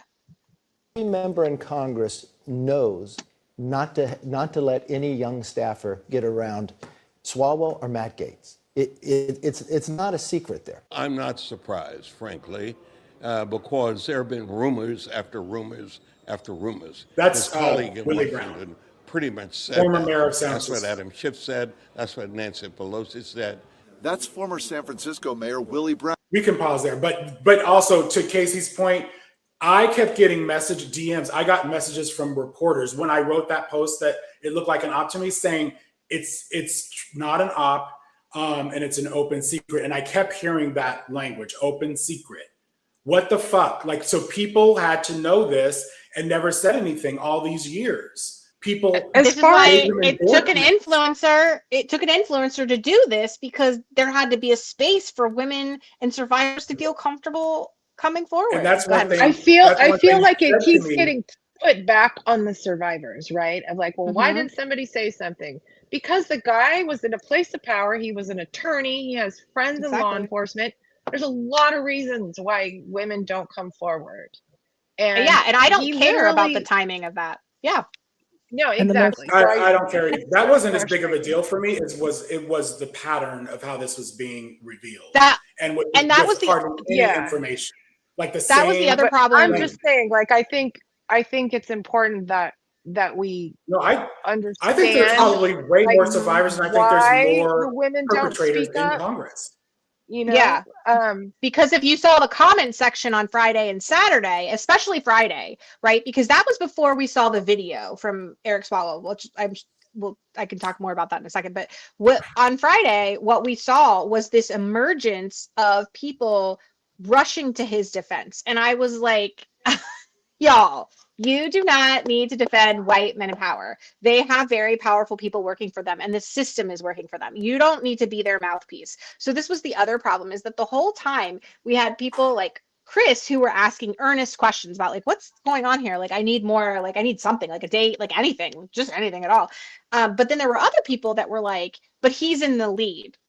Right? Like, but he's in they were more concerned about the timing and the fact that he was in power and that he could win. And that's the problem, is that those voices were kind of eclipsing everybody else's. And that's why survivors don't. Yeah, they're still doing it. And that's just wild to me, because when the video came out where he apologized to his wife for his mistakes in judgment, his past mistakes in judgment. So let me tell you, my husband does not, like, he doesn't have any social media, so he had not seen anything but and I hadn't really talked about it with him. So I said, can you just watch this video? And I'm not kidding to you when I tell you, he got 15 seconds in and go, what'd this guy do? And that was before he even apologized. So then when he got to the part of, I'm apologizing to my wife for my past mistakes and judgment, he's like, oh my God, he really did it. Like, right? And so he's like, that guy is one of the most guilty people I've ever seen. Like, and the micro expressions, like just everything about it really did appear that he was validating that there had at least been some sexual misconduct. Like, he was going to fight the sexual harassment allegation or sexual assault. Like, he was denying that, but it very much, what it did was it painted him as a liar for everything that he said before. It showed that he had lied and that he had this track record of saying one thing and actually being another. And the monsters hide in plain sight. And that's the problem, is that people don't want to believe that, you know, their soccer coach or their neighbor or whatever are doing these bad things, but the system protects men, right? The patriarchy protects its own. And that's what's been happening this whole time, is people have been regarding a lot of this behavior as boys will be boys, and looking the other way. And now suddenly they're like, oh, everybody knew. Well, you're a part of the problem, because you knew about this and you didn't do anything, and you accepted it because it was women, because it was happening to women. Because if it had been happening to men, you would have done something about it. This is why we have erectile dysfunction medication way before we had any other medication to help women with things like, you know, I don't know, endometriosis or whatever. So this is just, if we don't deconstruct this, if we don't get rid of this patriarchy, y'all, like, I'm gonna come back after I die, and I'm gonna haunt everybody. Like, it's just gonna be awful. So just want you to know that, like, I will be coming back. on the way this came out, along the way, I like I said, I had told Casey, like, I wouldn't have done it this way. I'd have done it this other way, blah, blah, blah. And Casey said to me, and I think I get it. Maybe this is a more modern way. You didn't say it exactly like this, but like, this is a new way for this to happen. The article comes later. Like this, it goes through social media, which a lot of things have changed. They go through social media. And I'm like, you know what? Maybe you're right. I still would have told a story, but I get it. Like, I do get that now. So there is. I try to be open-minded about that, y'all. I just want you to know, I give the Democrats a lot of criticism and you get upset with me, but I also hold myself to the same standard. So just so you know. Well, I agree with Chris. I was a little like, what crime? And when it first rolled out, it was like I was confused. Like, because they weren't saying it was sexual assault. They were saying it was he was right. I thought it was an affair. So I'm like, okay, what crime? What is it? A crime to have an affair? It's wrong. It stinks. But is it a crime? Well, we didn't even know at that time if he had done anything connected with it other than just having sex. We didn't even know anything. Yeah. So we're having a special election. I think it's going to be within the next 2 weeks in California to replace him. So that's something Newsom is working on. So Chris, were you going to say something? Sorry, other Chris, I cut off. Go ahead, other Chris. Sorry. First of all, I've followed Ariel for years. That's Mrs. Frazzled. And I trusted her implicitly from the very beginning, just based off how I feel about her, that she is very authentic, genuine, empathetic, intelligent. Mm-hmm. And that's why I brought it up privately with you guys 3 weeks, a month ago. I think we're focusing on the wrong thing here, in that I think the Kevin McCarthy statement is the thing to focus on. The fact that why wasn't he willing to bring something up? Kevin McCarthy wasn't a random member of the House. He was the Speaker of the House. He was the Speaker of the House. And you think through, well, why wouldn't he have used that? Well, because it had no political expediency to it. It would not have done any good to go after Matt Gaetz from Democrats or Eric Swalwell for Republicans, because they were both in safe districts. And it would only come out if there were a political advantage to it. And so the thing to pull from this is that the open secret is that they don't care about sexual assault at all. They don't care about sexual harassment at all. Safety of women. The only way this was going to come out is if it could have influenced an election, is if it could have served them politically. But otherwise, nothing was ever going to be done. I made a whole video. It's 12 minutes long on this because it goes along with the Rape Academy story that CNN just released. And I said, this is the byproduct of a system that does not regard women as equitable people. We are still property in the eyes of people and in the eyes of this government. And when you keep telling women they don't have bodily autonomy, and when you keep having presidents that assault women, rape women, and protect pedophiles, this is the outcome of that, is that people like this, like Eric Swalwell, get to stay in positions of power while they treat women this way, and other people are just fine with it. This is the problem. It's a byproduct of the system. Like, that isn't going to be fixed until you completely overhaul the entire thing and the expectations within it. So I think that this is why, like you said, that needs to be the focus of this, is like, why are we okay with anybody doing this, like, at any point? And I feel like these events happen, and it's like a wave, right? Where everyone's on board. We need to fix the system. Women need a safe place to land. We need, women need to be protected. And it just seems to be that it happens with elections, right? Mm-hmm. It would be so wonderful if we could find an actual safe place for these women to land, whether it's legislation, whether it's some sort of committee that's actually willing to do something about their own, right? Well, I don't give a shit if they're Republican. I don't care if they're Democrats. I don't care who you are, what your label is. Don't care. Your party matters none to me. That's a really important conversation that needs to happen a big time. And that's one of the things we're going to be discussing as reformers on how to make that happen, how to make that part of the public space. And I think that's really what's missing. We have some research to do, but like, I don't think there is, I think Casey, like you mentioned before, it's the equivalent of human resources. They're really there to protect the company, not the individual employee. Right. And if, as far as Congress goes in this situation, there needs to be a third party. It needs to be nonpartisan, not bipartisan, nonpartisan, third party where people can go however they want, anonymously. They can tell their story, to just even give a warning. And anyway, we're going to get into this for sure. This is a discussion that needs to happen. And honestly, people need to answer for this. If it doesn't exist, why doesn't it exist? Y'all have been hearing about this for years, this open secret for years, and it's nothing. And it took how many social people media could have been influencers protected, to bring it out. What's that? How many women could have? This never would have happened. Yeah, 100%. And 6 women have come out so far that we don't know that that's just 6 women.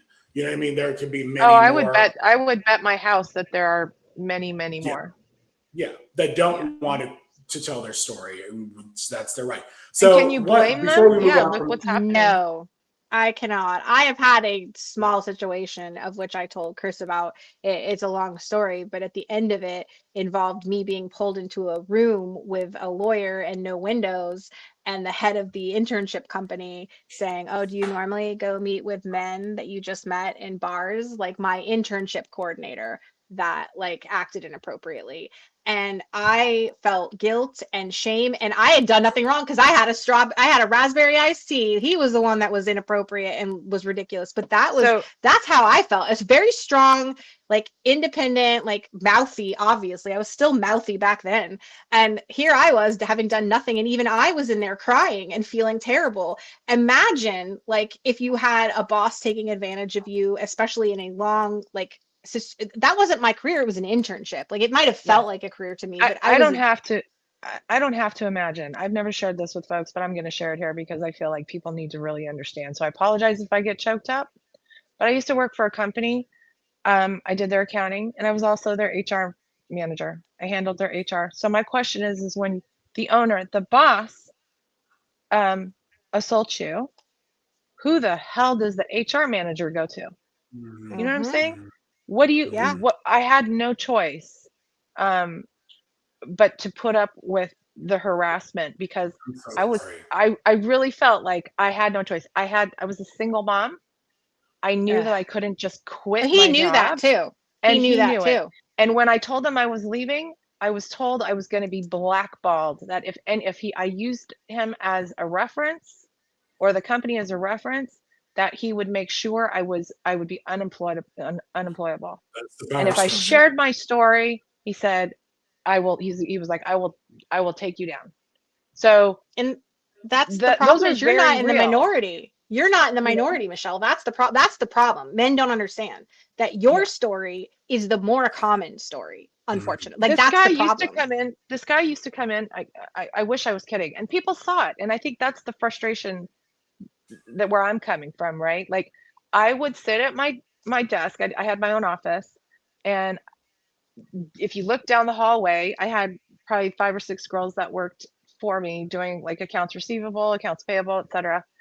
And his office was next to mine, and he would come out of his office, come into my office, and take his shirt off and sit on the floor and do yoga. And I'd be like, what the hell is effing happening right now? And he was like, he by any chance in the Trump administration at this point? I have no idea. I mean, it wouldn't surprise me. But it was legit that feeling of like, I don't know what to do right now. You're literally, I'm in a space. So you kind of freeze, you kind of panic.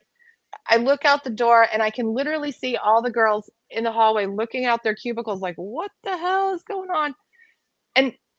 And so everyone kind of knew like this was who he was. This is what he did. And, just don't make sure the door doesn't get closed behind you kind of thing. And so I couldn't quit. It took me a couple months after that happened to get the hell out of there. But these are men in power. They know they have power over you. And for me, look at how they he justify knew my Trump. situation. Yeah. Yeah. It's the same. It's So the same thing. Like, it's gross and it's all familiar and it's all like, yeah. so the And women timing don't was have a safe never. place. Yeah, the timing for me was never an issue.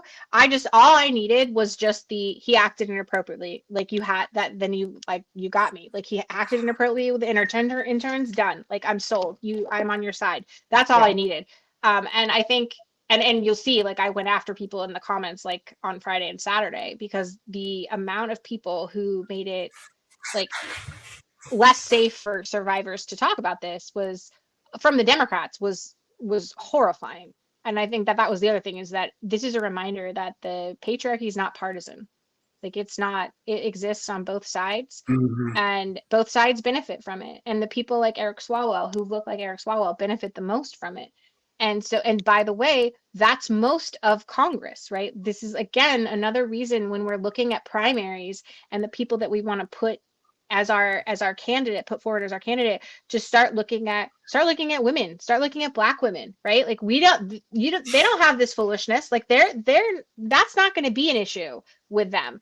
And if you start having a makeup of a system that looks less like Eric Swalwell, then you will also have better protection for people that look like us. That's what it is. My question is, as Kevin McCarthy alluded to the fact of, it's been the secret. And then the clip that you showed of Brown saying, it's been years, whatever. And both of them, whether these two guys were on the top of the list. One of them isn't even in Congress. Top of the list. Okay, but so top of the list. So that tells me there's a list. There's a list. Else? So who's on the list? Is on that list? We need to know. Like I want to know. I think there's a lot to come out here, and I don't think we should let it go. I don't think it should be a one-day story or whatever. One more thing before we move on to Swalwell. So you'll see here we have this graphic, Eric Swalwell video analyzed by Forensic Video. I don't know if everyone's seen that video, but there was a forensic, you know what, I'm going to play a report that Newsweek just did. I posted it, I think this morning. Casey had pointed this out to me yesterday morning, I think. And we were both trying to figure out, did this really say it was commissioned in January? This report, this forensic report. So that was immediately perplexing, but this explains what happened a little bit. Video appearing to show Eric Swalwell kissing a woman in a hotel bed is not AI, it's real. Newsweek obtained a forensic analysis report concluding the footage is authentic and shows no signs of AI generation or manipulation. The two short clips analyzed in the report show an adult male kissing an unidentified woman inside what appears to be a hotel room, and the pair lying down together on the bed. The analysis of the metadata reveals that the videos were shot on an Apple device in Las Vegas at around 5 a.m. on July 31, 2021. Using standard facial recognition software, the man in the footage was compared with several images of Swalwell taken around the same period. The report said that, quote, the appearance of the adult male in the videos matches Representative Eric Swalwell. The forensic report was prepared in January, months before reports of Swalwell's alleged sexual misconduct emerged. It was commissioned by an unidentified individual or organization, the name of which has been redacted from the report shared with Newsweek. Swalwell declined to comment on the allegations when reached by Newsweek via phone this week. So I have all kinds of questions about that. Besides, like, it was a forensic report commissioned in January of 2025. What was the intention of this and why was that? So to me, this meant, I don't know. I have all kinds of, but a lot of people, when I posted this, a lot of people were like, and that was my initial reaction too, when I heard about that he might be having an affair or affairs, was like, well, that, you know, that's his business and his wife's business or whatever. And that's kind of a lot of the replies I got here. But I'm gonna tell you why it is not that simple. When he lived a life of a family man on the face. Like that is how he came across. And this was a secret, okay, open secret, whatever. This is a secret that can be used for extortion. He's a sitting congressman. Same reason we're talking about with Trump and the Epstein file or all that stuff too. or when we talk about the PP tapes or whatever, it can be used for extortion. So do you want your representatives, your senators, whatever, with, okay, these, they're living one life in public and then another life behind the scenes. It's behind the scenes for a reason. And that and if they're fine with that, then what else are they doing that is incongruous, like right? Like that doesn't match their outward, what they're telling us. What else are they doing? Because they're obviously fine living this double life. They're fine deceiving you. So what else are they deceiving you about? You can't trust someone that's duplicitous that way. It's just, I think.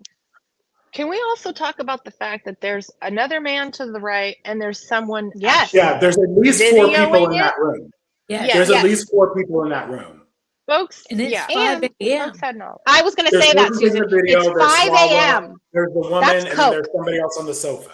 I mean, on the Mark bed. my words, you're going to find out that there's drug involvement. I've said that from the beginning, like, because you don't just stay up. I don't care where you're from, 5 a.m. That's coke or something. Like, that's not normal. Yeah, that was 5 a.m. in Vegas. And that was the other thing. This video was released, the first time I saw it at least, was from RT, which we know is a Russian propaganda network. I think it was Saturday. It might have been Sunday. I think it was Saturday. And they reported it as she was a prostitute or sex. They didn't say sex worker, but that's what we'll say. Yeah, they would That's use the wrong legal word. in Las Vegas. Or in Nevada. Yeah. You can be a legal sex worker in Nevada. So that wasn't a crime but I don't know how they know that. That's the other thing. Like that was my immediate question. Like, how do they know she is a sex worker merely from this video? Because they hired her. Oh, okay. Well, there you go. Whoever commissioned the report hired her. Mm-hmm. They hired her. They had the cameraman. It's all. What do you mean? Like, this is the problem when you put people. But we also know Eric Swalwell knew there was a camera there. Like, I don't think that. Do you think that was a hidden camera? No, but I think that he probably, I don't know. You can buy anybody. Look at JD Vance. Like, I mean, you can buy anybody for the right amount of money. So, like, do we really feel like somebody wouldn't? I don't think that these were his best friends that he was with. So I think it's probably fair to say that, they put them in that situation. I don't know. Do you think maybe he'll clear that up for us? Sorry. I mean, hopefully we don't hear from him for a minute, Okay. Moving on. So who's stepping into that? Somebody's going to step into that role from the. Do we have any idea who? Katie Porter, probably. What role? His role. Like, who are the people? I'm saying, who are we looking at? I'm saying. Oh, I'm gonna. Do we have an? You mean for Congress? For his position? Yeah, for his position, yeah. There's a special election here in California that's going to. Yeah, I'm saying, do we have people that need a seat? Oh, well, so he's a representative, so it's a specific district, so you can't just go from anywhere and run. So I haven't heard anybody throw their hat in the ring, and it'd only be for a couple of months, or so I don't know.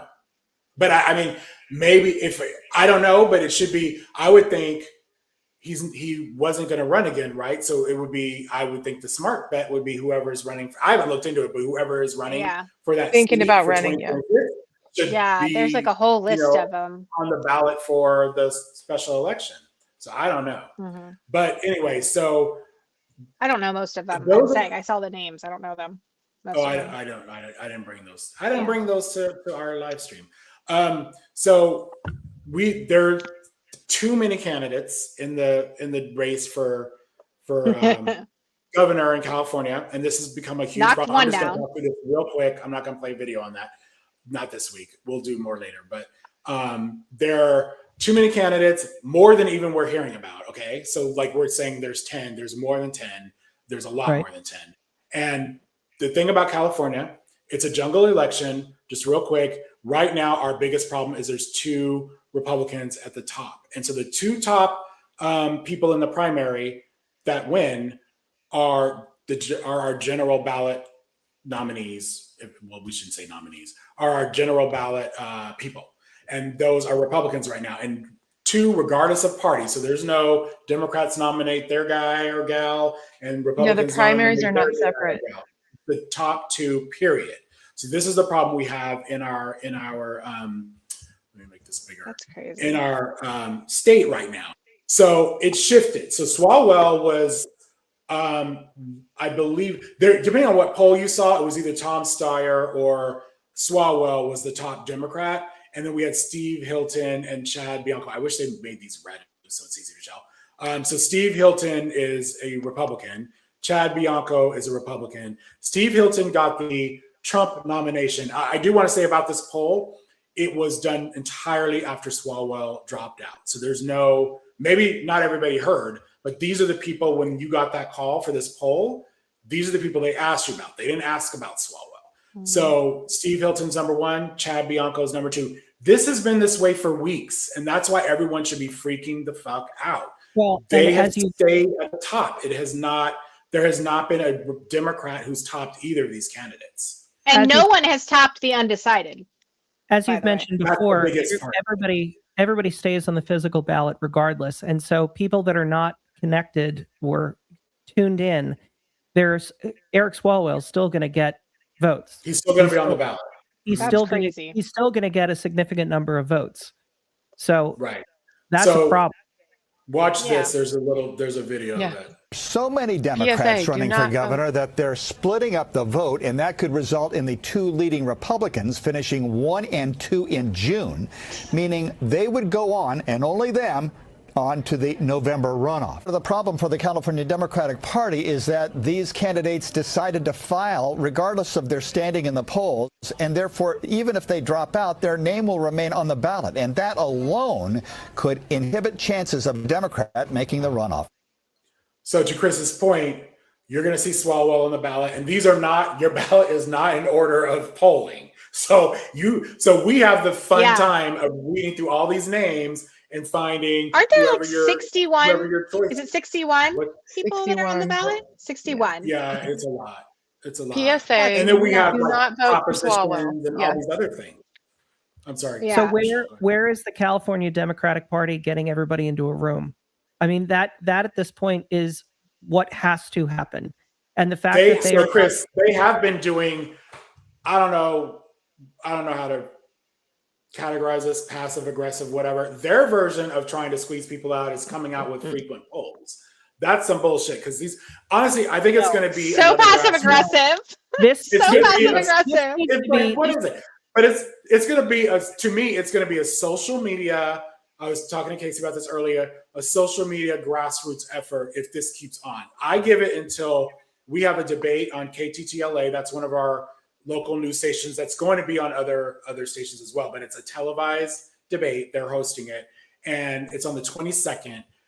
These polls are quick, because this poll that I just showed you earlier came out today, this morning, and they were polled between the 14th and the 15th. I say we give it one poll after that debate.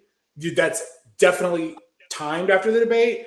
And if you're not in the top 5, get out. And I think it's going to be us tagging these people on social media and be like, why are you still in this race? Because you are just going to spoil it for Democrats. Now, I'm going to be very transparent here. Steve's, Tom Steyer and Katie Porter are like, I will not vote for them willingly. I will vote for them if in the general, of course. But if my person, the person that I want to, is polling in the single digits, I'm also going to tag them. Like, you got to get out of this race. We cannot be a red state. We cannot have a Republican governor.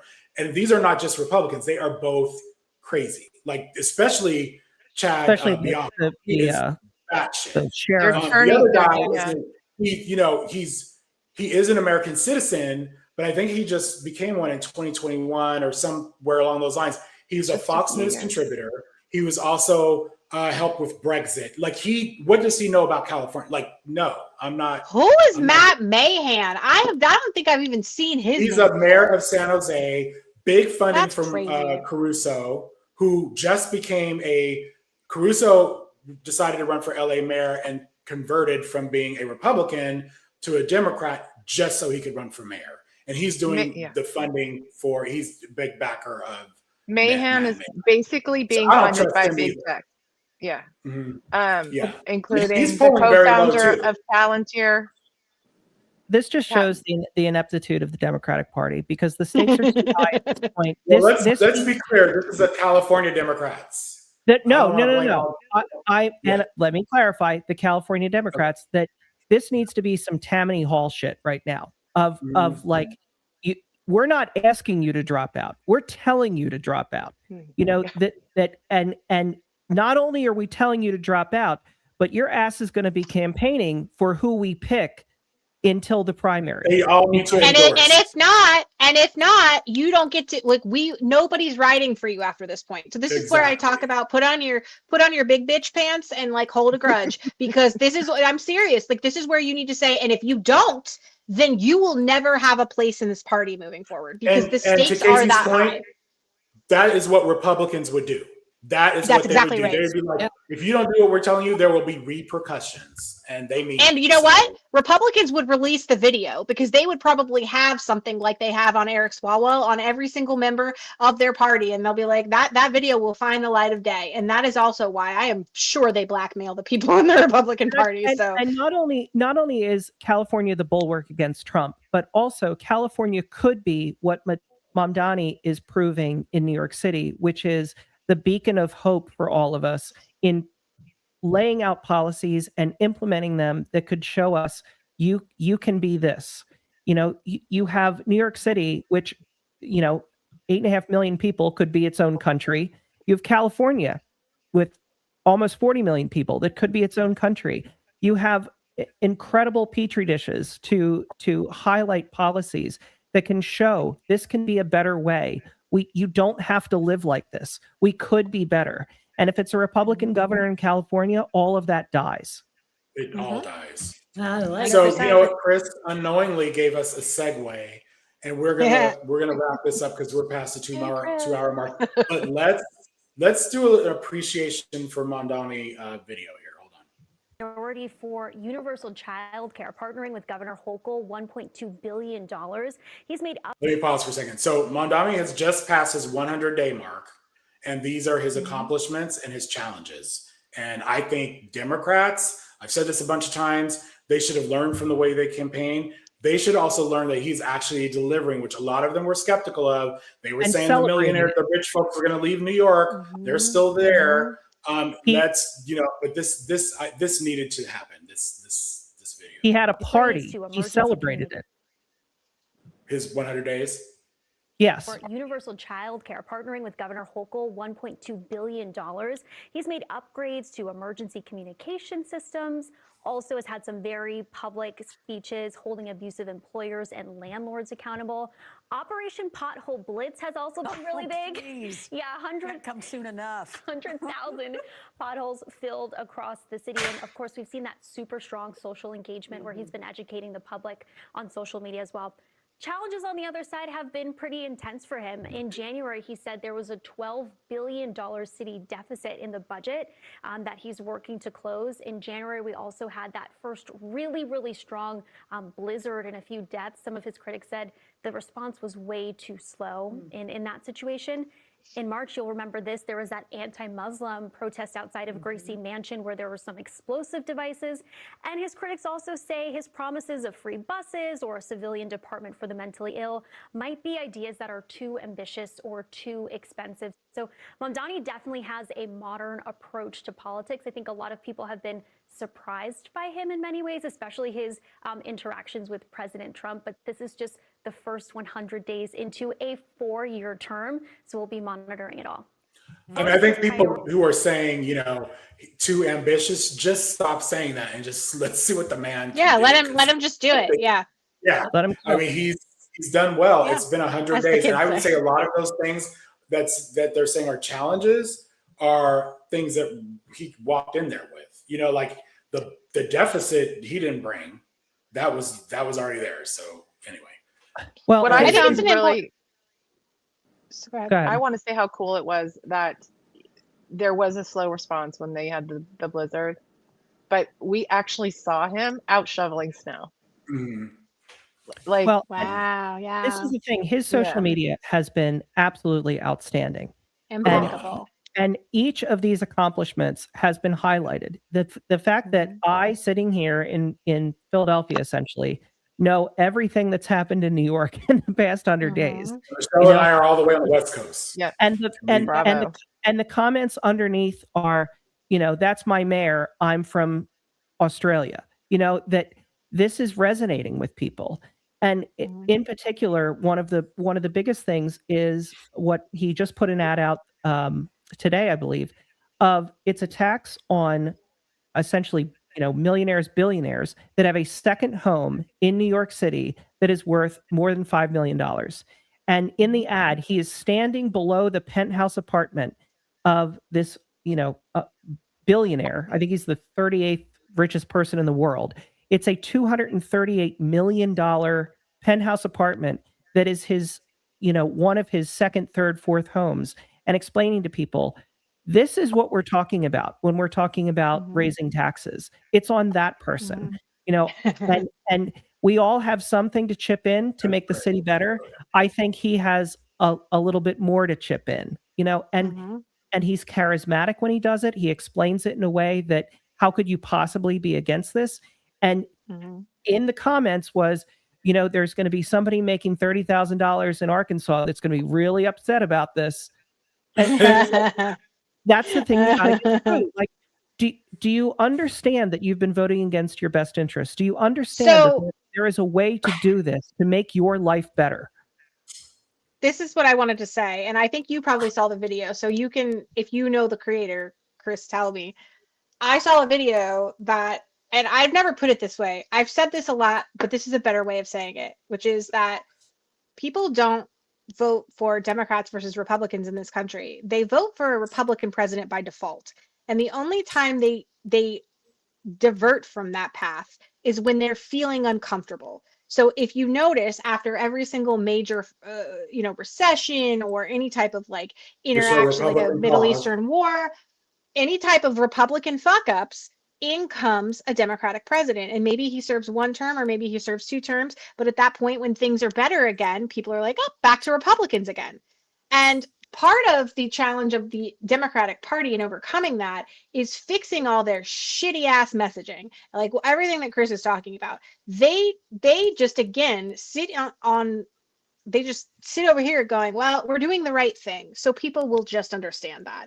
And then that never happens. It never happens. By default, people look to Republicans as the beacon of the standard of the president and only leave when they're upset. And I think that maybe in 2028, people are probably mad enough to elect a Democrat, but will they again in 2032? Will they again, when things are good, will they again leave? And the only way that they'll stay is if you show that you're the only party doing that. And the only way to do that is to emulate what Mom Donnie is doing, which is showing people very clearly with their own eyes, but not just with one person, like everywhere, so that you can't look away, so that you can't stop but understand that this is actually reality. And everything that the Republicans have been doing, everything that they've been trying to show us, that's fake. It's like kind of like the Hunger Games situation where they tear down the thing and it's like you have that realization of this is all fake.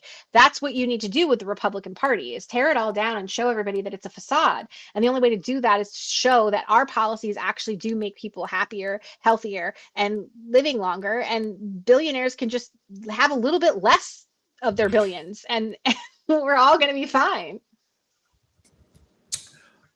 One quick thing before we sign off. Did you want to mention what's going on in Virginia? When is early voting's underway? I think, is early voting stopped now? Is it? And then no, tomorrow is the last day not tomorrow, Saturday, excuse me. We're talking about, everybody. We're talking about the Virginia election for redistricting. So this week, the big date that we passed up was the 14th was the last day to register. So if you're registered to vote in Virginia, then early voting is open. All the additional polling stations are open, and we're voting on the redistricting amendment, the referendum that will enable Virginia to redistrict temporarily for the 2028 election to balance any of the stolen seats from the Republican Party, because Trump has ordered conservative states like Texas to redraw their lines, to gerrymander them. And this is asking the public if they're okay with Virginia rectifying that so that we can protect our democracy, protect our country. And then it will revert back to the way it normally is for 2020, 2030 after the census is taken. So this is just, you want to vote yes, that's going to combat what Trump is doing. That's going to combat the gas price. That's going to combat everything that you're upset about right now. Like, this is going to help stop that. And so the 18th is the last day for early voting. April the 21st is actually election day. Yep. Vote yes. And there's a lot of dark money, a lot. In fact, I'm I'm about ready to. They're like, I'm gonna have to put it out tomorrow because I just haven't been able to find the connection that I wanted to. But I felt like there's another PAC that's been sending text messages here in Virginia, and the person that's behind it that lives in Alexandria, or the treasurer rather, I should say, the one that's like administering it, is connected to a lot of PACs that purport to do good things for Black students. And so it's the irony of the fact that they are trying to use civil rights imagery and trying to suggest that voting for Republicans and Republican causes is going to help the Black community, when we know that that's the exact opposite. And then using a charity to make donations to these PACs to pay for those gross lying mailers about that is, like, I don't know, maybe one of the most villainous things I've ever seen. Like, and I was trying to figure out where the big money was coming from, but because it's all dark money, it's really hard to trace it, because everything's like, there's no names to these charities. The only reason I found this is because he's administering the PAC, and I went in and did a background check on him and found all of the other like things that he's connected with and the people he's worked with and the jobs that he's done. And this guy goes all the way back to the Bush administration, and he is so well connected to the Republican Party. So like, who's his financier? You know, is it Peter Thiel? Is it somebody else? Like, which one is it? I don't know, but it's the amount of money. Like, this particular one had, I think it's $20 million just for this. This PAC was created just for this amendment. And you got to figure who's that's just one of the many ones. There's tens of millions of dollars that have been thrown at this one election in Virginia. So that's how badly the Republicans don't want this to succeed. Vote yes. Vote yes. Vote yes. Yeah, a lot. Listen, I'm in California. We had Prop 50, and we were hoping other states would join the call to answer. Basically, we didn't start this fight, right? Democrats didn't start this fight, but we're not going to back down either. So California did their thing. Virginia's doing their thing. And this is a fair fight because we're answering back to what Republicans did in Texas. They did not give their constituents a say. They did not get to vote. California voted. And just like Casey said, in Virginia, it's temporary. This is not permanent. We're going back to the way it's normally done after census and all that stuff. And so is Virginia. So I think the right voters get to choose. Voters are getting to choose. It's not being and forced. I would like, I would like to also remind you all that it's a bit like using something like radiation to kill the cancer, right? Like, yeah, radiation can seem harrowing because it can cause cancer, but it also kills it if you use it strategically. And that's what we're doing right here, is we're taking a little bit of something and we're using it strategically the way the courts have said we can do for just a short period of time to stop the Republicans, which is the cancer on this country at this point, the MAGA Republicans. And then it will go back to normal life, hopefully, if we ever can find a semblance of normality afterwards. And I also do want to say, yeah, like most people in Virginia it was a heavy day today because the former lieutenant governor, we found out that he killed his wife. And then he killed himself. So in the home with his kids, like his teenage kids heard the shots and called 911. They were in the middle of a divorce. In Virginia, you have to wait a year. You have to be separated for a year before you can get divorced. A lot of southern states are like that. It's another part of the patriarchy where they try to keep women in these situations. North Carolina is another state that does it like that. And she had already been given custody of the kids and he'd been ordered to move out. And so this is just another example of, where the most dangerous position for a woman to be in is after she leaves a man. That's just statistically, that and pregnancy are the two most dangerous times. So it's really heavy and it's really sad. And anyway, so we're all thinking about her family and those kids because it's just awful. Thank you. Yeah. Heartbreaking. Well, thanks everyone. Thanks for joining us tonight. We will see you again next Thursday at 10 Eastern, 7 Pacific. That's some very sad news to end on, but Sorry, anyway. I know I did just bring it all down, didn't I? I don't know what to My say. bad. But anyway, all right. Good night, everyone. See you next time. Good night, everybody.